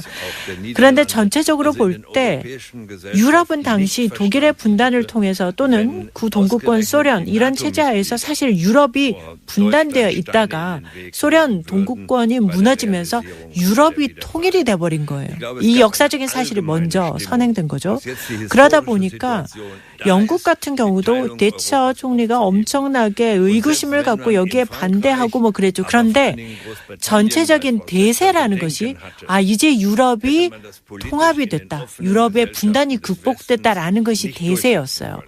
그러다 보니까 미국도 물론 통일된 유럽의 이해관계가 있었을 겁니다. 그것이 경제적인 이유든 정치적인 이유든 이해관계가 있었겠죠. 또는 러시아에 대해서든 어쨌든 어떤 이유든 간에 역사적으로 유럽이 통합된 이 큰 흐름이 있었고 그다음에 헬무트 콜 총리가 통일을 밀어붙인 거죠. 지금이야말로 통일이 될 절호의 기회라는 것을 간파하고 밀어붙이니까 유럽이 통일된 마당에 독일만 분단으로 남아 있어야 한다라는 게 이게 명분이 없어진 거예요. 바로 그러한 명분 때문에 영국도 어떻게 보면 대처가 결국은 그 명분 앞에서 자신의 그런 유보적인 입장을 결국 내려놓을 수밖에 없었다라고 생각을 합니다. 두 번째는 구동독에서 사람들이 대량 탈출을 시작한 겁니다. 헝가리라든지 이런 다른 동유럽 국가들로 그냥 국경을 넘어가 버린 거예요. 그래서 구동독에 있는 사람들이 이렇게 대량 탈출을 할 때 서유럽권에서 다들 굉장히 놀라는 상황이었거든요. 그리고 통일에 대해서 강대국들의 우려, 걱정 없을 수가 없죠. 독일이 너무 강력해지는 것 아닌가. 여기에 대한 두려움은 항상 있었습니다. 그런데 두 가지. 통일된 독일이 유럽연합의 일원으로 남는다. 즉 유럽이라는 큰 집에 통합된 한 일원으로 남는다는 것. 이 메시지가 중요했고요. 두 번째는 헬무트 콜이 고르바초프와 협상을 해서 통일된 독일은 통일 이후에도 나토의 일원으로 남겠다라는 이 두 가지가 있었기 때문에 주변국의 우려를 불식시킬 수 있었습니다. 좀 전에 미국의 어떤 이해관계 때문에 이런 분단의 평화협정을 하려면 했을 텐데 이런 미국의 이해관계도 말씀을 하셨는데 저는 이 분단에 대한 이해관계가 미국만 있는 것인가 하는 생각도 해봅니다. 자, 그렇다면 이 분단을 극복하기 위해서 한국에는 어떤 일들이 일어나야 하고 한국은 무엇을 해야 할까 하는 생각을 해보면요. 저는 이 한반도 문제라는 것은 주변 3강국, 중국, 러시아, 미국 이 3개 대국이 공동 보조를 해야만 가능하다고 생각합니다. 최근에 그 북한 제재 안보리 결정에서 보듯이 이들 국가들이 공동 보조를 해야만 뭔가 이루어질 수 있다는 건데요. 즉 안보리에서 제재가 타결되기는 했습니다만은 이 3개국이 중국, 러시아, 미국이 진정한 공동 보조의 전략을 가지고 있는가에 대해서 생각해 볼 필요가 있겠습니다. 미국의 트럼프 대통령이 만일에 계속해서 중국에 대해서는 경제적인 압박을 가하고 러시아에 대해서도 고립 정책을 편다면 어떻게 이 두 강대국과 미국이 공조할 수 있을까요? 이들이 이 3개국이 라이벌 관계를 계속해서 유지한다면 한반도 문제에 있어서 장기적인 관점의 합의 또는 공조는 쉽지 않아 보입니다. 또한 미국의 이해관계, 또 미국이 반드시 이해하고 넘어가야 하는 것은 중국에 대해서 뭐 경제적인 압박, 러시아에 대한 고립 정책 이런 것을 계속하게 되면 절대 이 두 국가가 미국에 대해서 공조를 할 이유가 없다는 것이죠. 그런데 지금 현재 한국의 새 정부가 방향을 설정한 것을 보니까 제가 볼 때는 꽤 괜찮은 방향 설정을 하고 있다고 생각이 듭니다. 그중에서도 에너지 분야를 보면은요. 한국이 러시아와 협력할 분야가 아마 에너지 분야라고 생각하고 움직이는 것 같은데 저는 이 새로운 정부의 시도들이 상당히 이 관계를 개선하는 데 도움이 될 수 있다고 보고요. 통일과 관련해서도 장기적으로 솔루션이나 전략이 필요하겠구나라는 생각들을 해봅니다. 미국 얘기가 나와서 관련해서 한 가지를 더 여쭤보자면 독일은 유럽에서 가장 굳건한 미국의 우방국 중에 하나였어요. 그런데 최근에 트럼프 정부가 들어서고 나서 메르켈 총리가 유럽 문명은 유럽 스스로 맞서야 한다라고도 하고 미국 안보 협력을 영구적으로 기대할 수 없다고도 하고 이런 발언들이 나오는데 독일과 미국의 관계가 아주 근본적으로 바뀌는 그런 시대에 접어들어섰나요? 어떻게 이해합니까? Nein, das glaube ich nicht. 제가 볼 때 근본적인 어떤 관계 변화라고는 할 수 없을 것 같습니다. 그렇지만 변화가 있는 것은 사실이고요. 사실 제가 총리 재임 시절에 부르짖었던 것이 상대적인 외교 정치의 독립성이었던 것이고요. 그런 의미에서 저는 이라크 전쟁 참전을 반대했었습니다.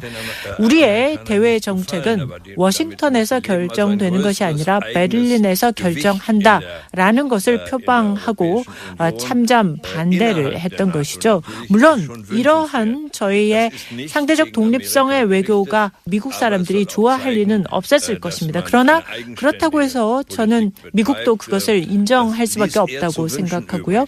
또 유럽 내에서의 어떤 균형, 또 나토 동맹국 내에서의 내적 결속 강화 이런 것들은 당연히 적절한 것이며 그렇게 한다고 해서 지금 말씀드린 유럽 내의 어떤 강화나 나토 동맹국 간의 강화가 미국에 반대한다는 의미는 절대 아닙니다.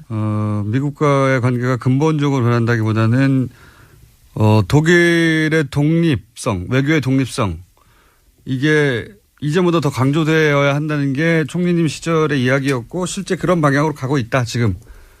이런 거네요. 안타깝게도 지금 다 그렇지는 못했습니다. 독일이 미국에 대해서 상당히 많은 것들을 이미 다 양보하고 가고 있는 부분들이 있다고 생각하고 러시아와의 관계에서도 그런 것들이 있고요. 이 부분은 외교 정책에 있어서 어떤 더 자신감, 당당함, 스베레너티를 가지고 할 필요가 있다라고 생각을 하는 건데 미국이 대체 뭘 원하는지를 지금 아무도 알 수가 없다는 겁니다.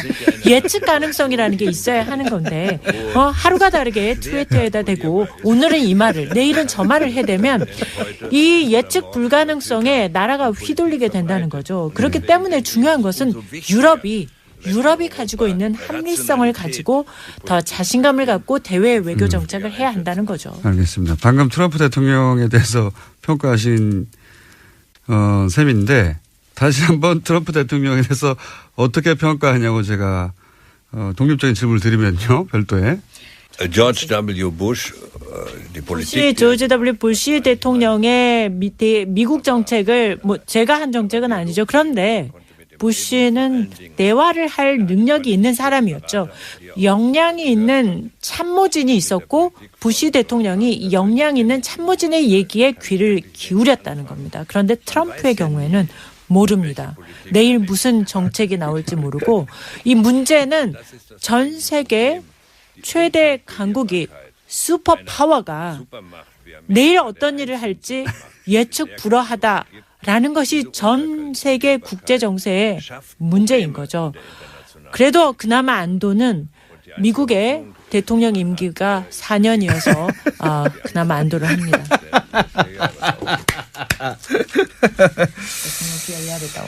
지금 그런 트럼프하고 이야기를 어떻게 우리 한국의 보수 세력이 주고받고 있냐면 전술핵을 한반도에 다시 배치하자. 그리고 트럼프 역시 그런 가능성이 있을 수도 있다. 이런 언급을 내비치고 전술핵을 한국에 다시 갖다 놓는 얘기를 하고 있는데 물론 현 정부는 반대하고 있습니다. 전술핵 재배치가 이 북핵 문제를 해결할 수 있는 해법이라는 주장에 대해서는 어떻게 생각하십니까? 전혀 아닙니다. 국제 정치가 추구하는 목표라는 것은 핵에 대한 전반적인 축소입니다. 이러한 시도는 북한의 핵무기 가능성에 대해서 남한도 핵으로 여기에 대응한다. 이런 식의 잘못된 시그널을 보내서는 안 된다고 생각하고요. 또한 새 정부가 한국 정부가 여기에 반대한다고 하니까 이것은 아주 잘 결정하신 것으로 판단됩니다. 이건 어떻습니까? 한국 보수에서는 북한과는 대화가 무의미하다. 그래서 실제 지난 9년간 북한과 대화가 완전히 단절했거든요. 그런데 문재인 정부는 대북 제재 그리고 대화 재개를 동시에 추진하는 게 기본 방침이에요. 예. 이런 문재인 정부 대북 기조에 대해서는 어떻게 생각하십니까?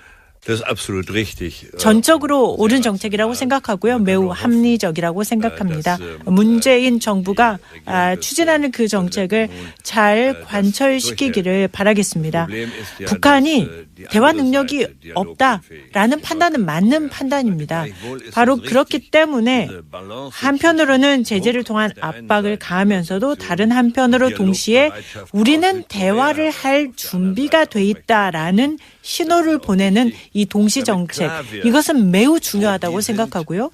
북한은 자기의 체제를 유지하기 위해서는 대화 능력이 없는 것으로 하는 것이 자기 체제 유지에 유리하다고 생각해서 그렇게 하고 있는 것 같은데, 남한은 적어도 대화를 할 준비가 돼 있다라는 것으로 신호를 보낼 필요가 있습니다. 마지막으로 시간이 없으니까 문명 국가를 귀한 이 책은 어떤 독자에게 필요한 책인지. 저는 정치의 꿈을 가진 분이라면 누구라도 읽어볼 만한 책이라고 권해드리고 싶습니다. 특히나 오늘날에 우리가 민주주의 사회를 유지하고 그리고 깨어있는 민주주의 사회를 미래에도 원한다면 젊은이들이 정치에 관심을 갖고 또 참여해야 합니다. 그런 의미에서 오늘날의 정치가 나아갈 방향 그리고 깨어있는 민주주의의 수호, 이런 것에 관심이 있는 사람이라면 누구나 읽어보면 좋지 않을까 싶고, 특히 그러한 정치에 참여하고자 하는 의지가 있는 사람이라면 도움이 되지 않을까 생각합니다. 알겠습니다. 감사하고요. 그리고 아마도 4번 의원하고도 총리가 되는 법이 궁금한 분들도 이 책을 읽으시면 좋을 것 같습니다. 감사합니다. Vielen herzlichen Dank. 재밌게 들으셨어요. 참 유머가 있죠, 슈레저 총리. 김어준 공장장이 참 스스럼 없이 질문하는데 아주 유머러스하게 답변하는 게 참.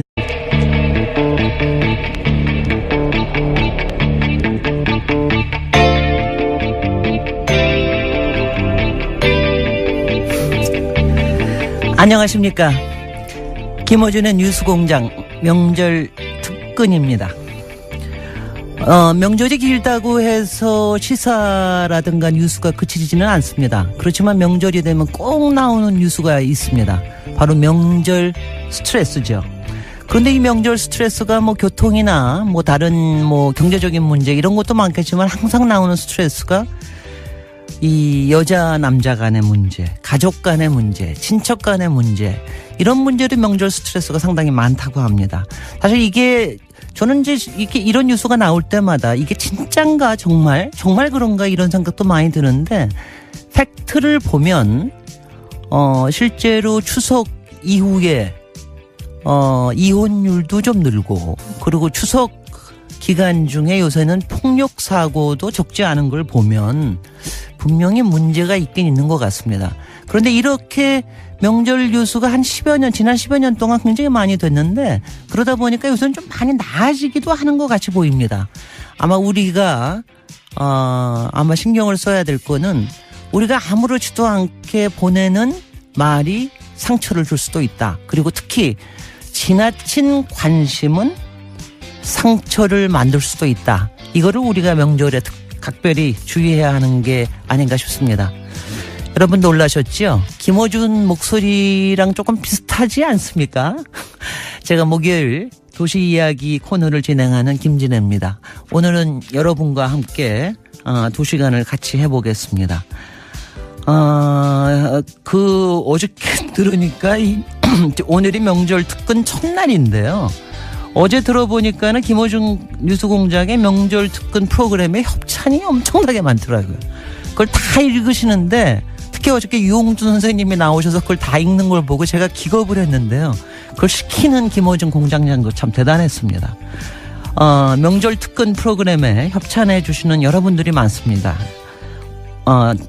이제 시작해 보면 올해에도 가족을 위해 국가 건강검진 꼭 받으세요.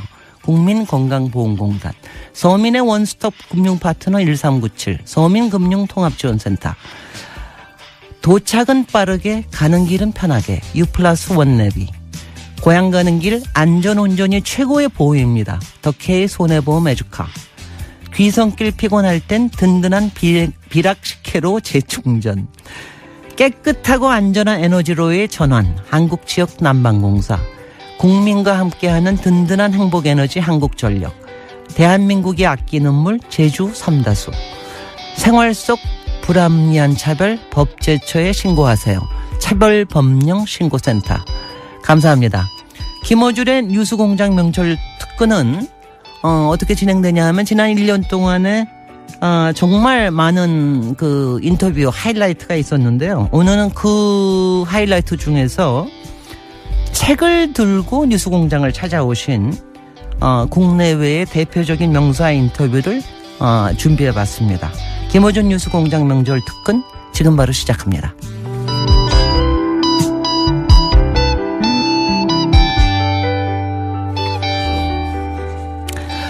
김어준 공장장님이 지난 1주년 공개방송 때 세계 최고의 시사 프로그램이 되겠다는 포부를 밝혔는데요. 그동안 뉴스공장을 찾아준 인터뷰 연사 수준도 그야말로 글로벌 수준의 명사가 많습니다. 오늘 첫 순서는 지난 9월 15일 방송된 독일 슈레더 전 총리 인터뷰입니다. 저도 이거 듣고 깜짝 놀랐는데요. 자서전을 내시고 한국어판 출간과 함께 진행된 게르하르트 슈레더 전 독일 총리 인터뷰 다시 들어보시죠.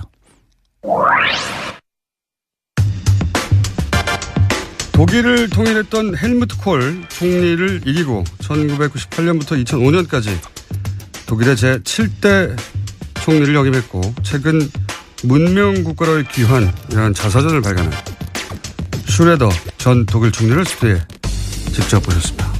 안녕하세요. Vielen Dank. Ich bin gern gekommen. 예, 저는 방한 기간 중에 택시 드라이버 영화도 관람하였고 또한 이 촛불 혁명에도 지대한 영향과 기여를 했다라는 말씀도 들어서 초대받는 것을 기꺼이 응했습니다. 독일 전직 총리로는 처음 와주셨기 때문에 대단히 감사드리고 더불어서 정치인 슈레더는 한국 언론에 소개가 된 적이 있지만 어떤 사람인지 자연인으로 한 번도 소개된 적이 없어서 저도 궁금해서 개인적인 질문부터 몇 가지 드리겠습니다. 첫 번째 드릴 질문은 제가 자료를 보다 보니까 중학교를 졸업하고 나서 소매상의 판매직으로 일을 하셨더라고요. 고등학교 진학을 안 하고. 왜 고등학교 진학을 안 했는지, 공부를 못 했는지. Nein, ich habe nicht gefaulenzt.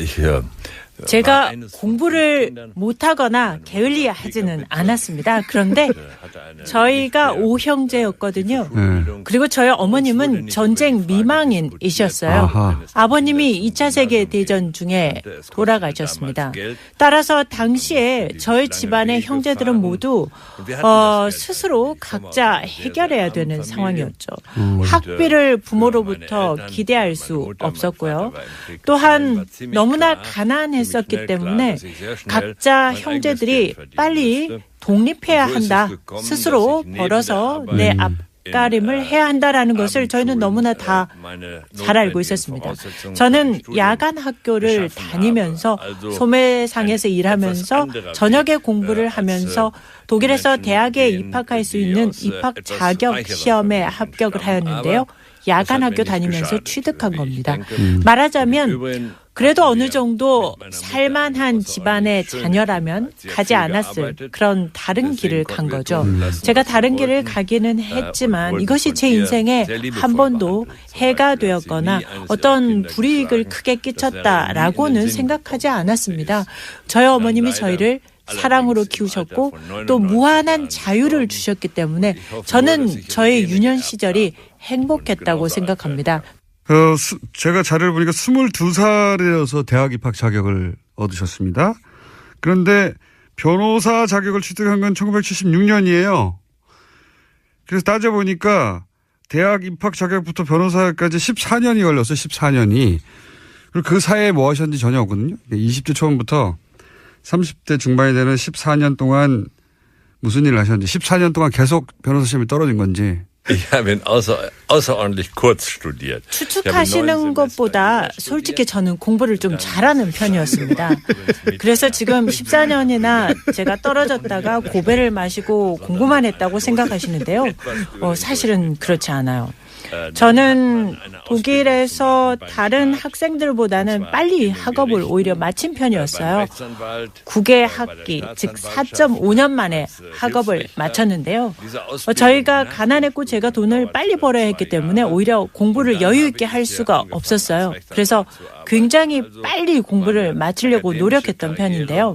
시간이 이렇게 걸렸다는 것은 말씀드리면 4.5년 정도 9학기에 걸쳐 학업을 마치고 나서 독일은 일반적으로 실습을 합니다. 그래서 법원 시보로도 실습을 하고 로펌에 가서도 시보를 하고 또 검찰청에서도 시보를 하는 이런 실습 기간이 긴데요. 지금 76년이라고 하신 것은 제가 시험에도 다 이미 합격하고 로펌에서 말하자면 그 월급쟁이 변호사라도 일을 했던 그런 것들을 다 지나서 1976년에 재법률사무소를 낸 것이 76년이었다는 뜻이었습니다. 의심이 많으시니까 성적표도 보내드릴 테니까 청취자분들께 꼭 공개해 주시기 바랍니다. 1980년에 연방하원 선출이 처음 되셨는데 이때가 그러면 30대 후반이네요. 예. 정치를 왜 시작하신 건지. Das hat zu tun mit meiner Kindheit. 저희 집이 워낙에 가난하였습니다. 그러다 보니까 교육의 기회는 곧 힘이다. 교육만이 힘이라는 그런 생각을 일찍 했습니다. 그래서 저의 삶에 있어서 항상 누구나 무상 교육을 받도록 해야 한다라는 것에 제 정치 삶을 바쳤다고 해도 과언이 아닙니다. 그래서 가난한 집 아이들도 부모의 돈이 없어도 열심히 노력만 하고 교육을, 즉 대학 교육을 돈 없어도 받을 수 있는 기회가 있다면 부모가 가진 부에 관계없이 자기 삶에서 성공할 수 있다는 것. 그래서 저는 교육에 있어서 교육의 정의, 모든 사람에게 있어서의 무상교육, 이것을 위해서 헌신했다고 생각합니다. 즉 교육에 있어서의 이러한 정의를 세우기 위해서 필요한 것이 곧 정치였고 그래서 저는 정치인이 됐습니다. 본인의 이상을 본인이 직접 가능하다는 걸 보여준 셈이네요. 맞습니다. 예를 들어서 무상급식이나 무상교육을 해야 되겠다고 생각했던 정치인들도 많았을 텐데 결국 총리까지 되는 사람은 극소수에 불과하거든요. 그 극소수만 갈 수 있는 자리까지 갈 수 있었던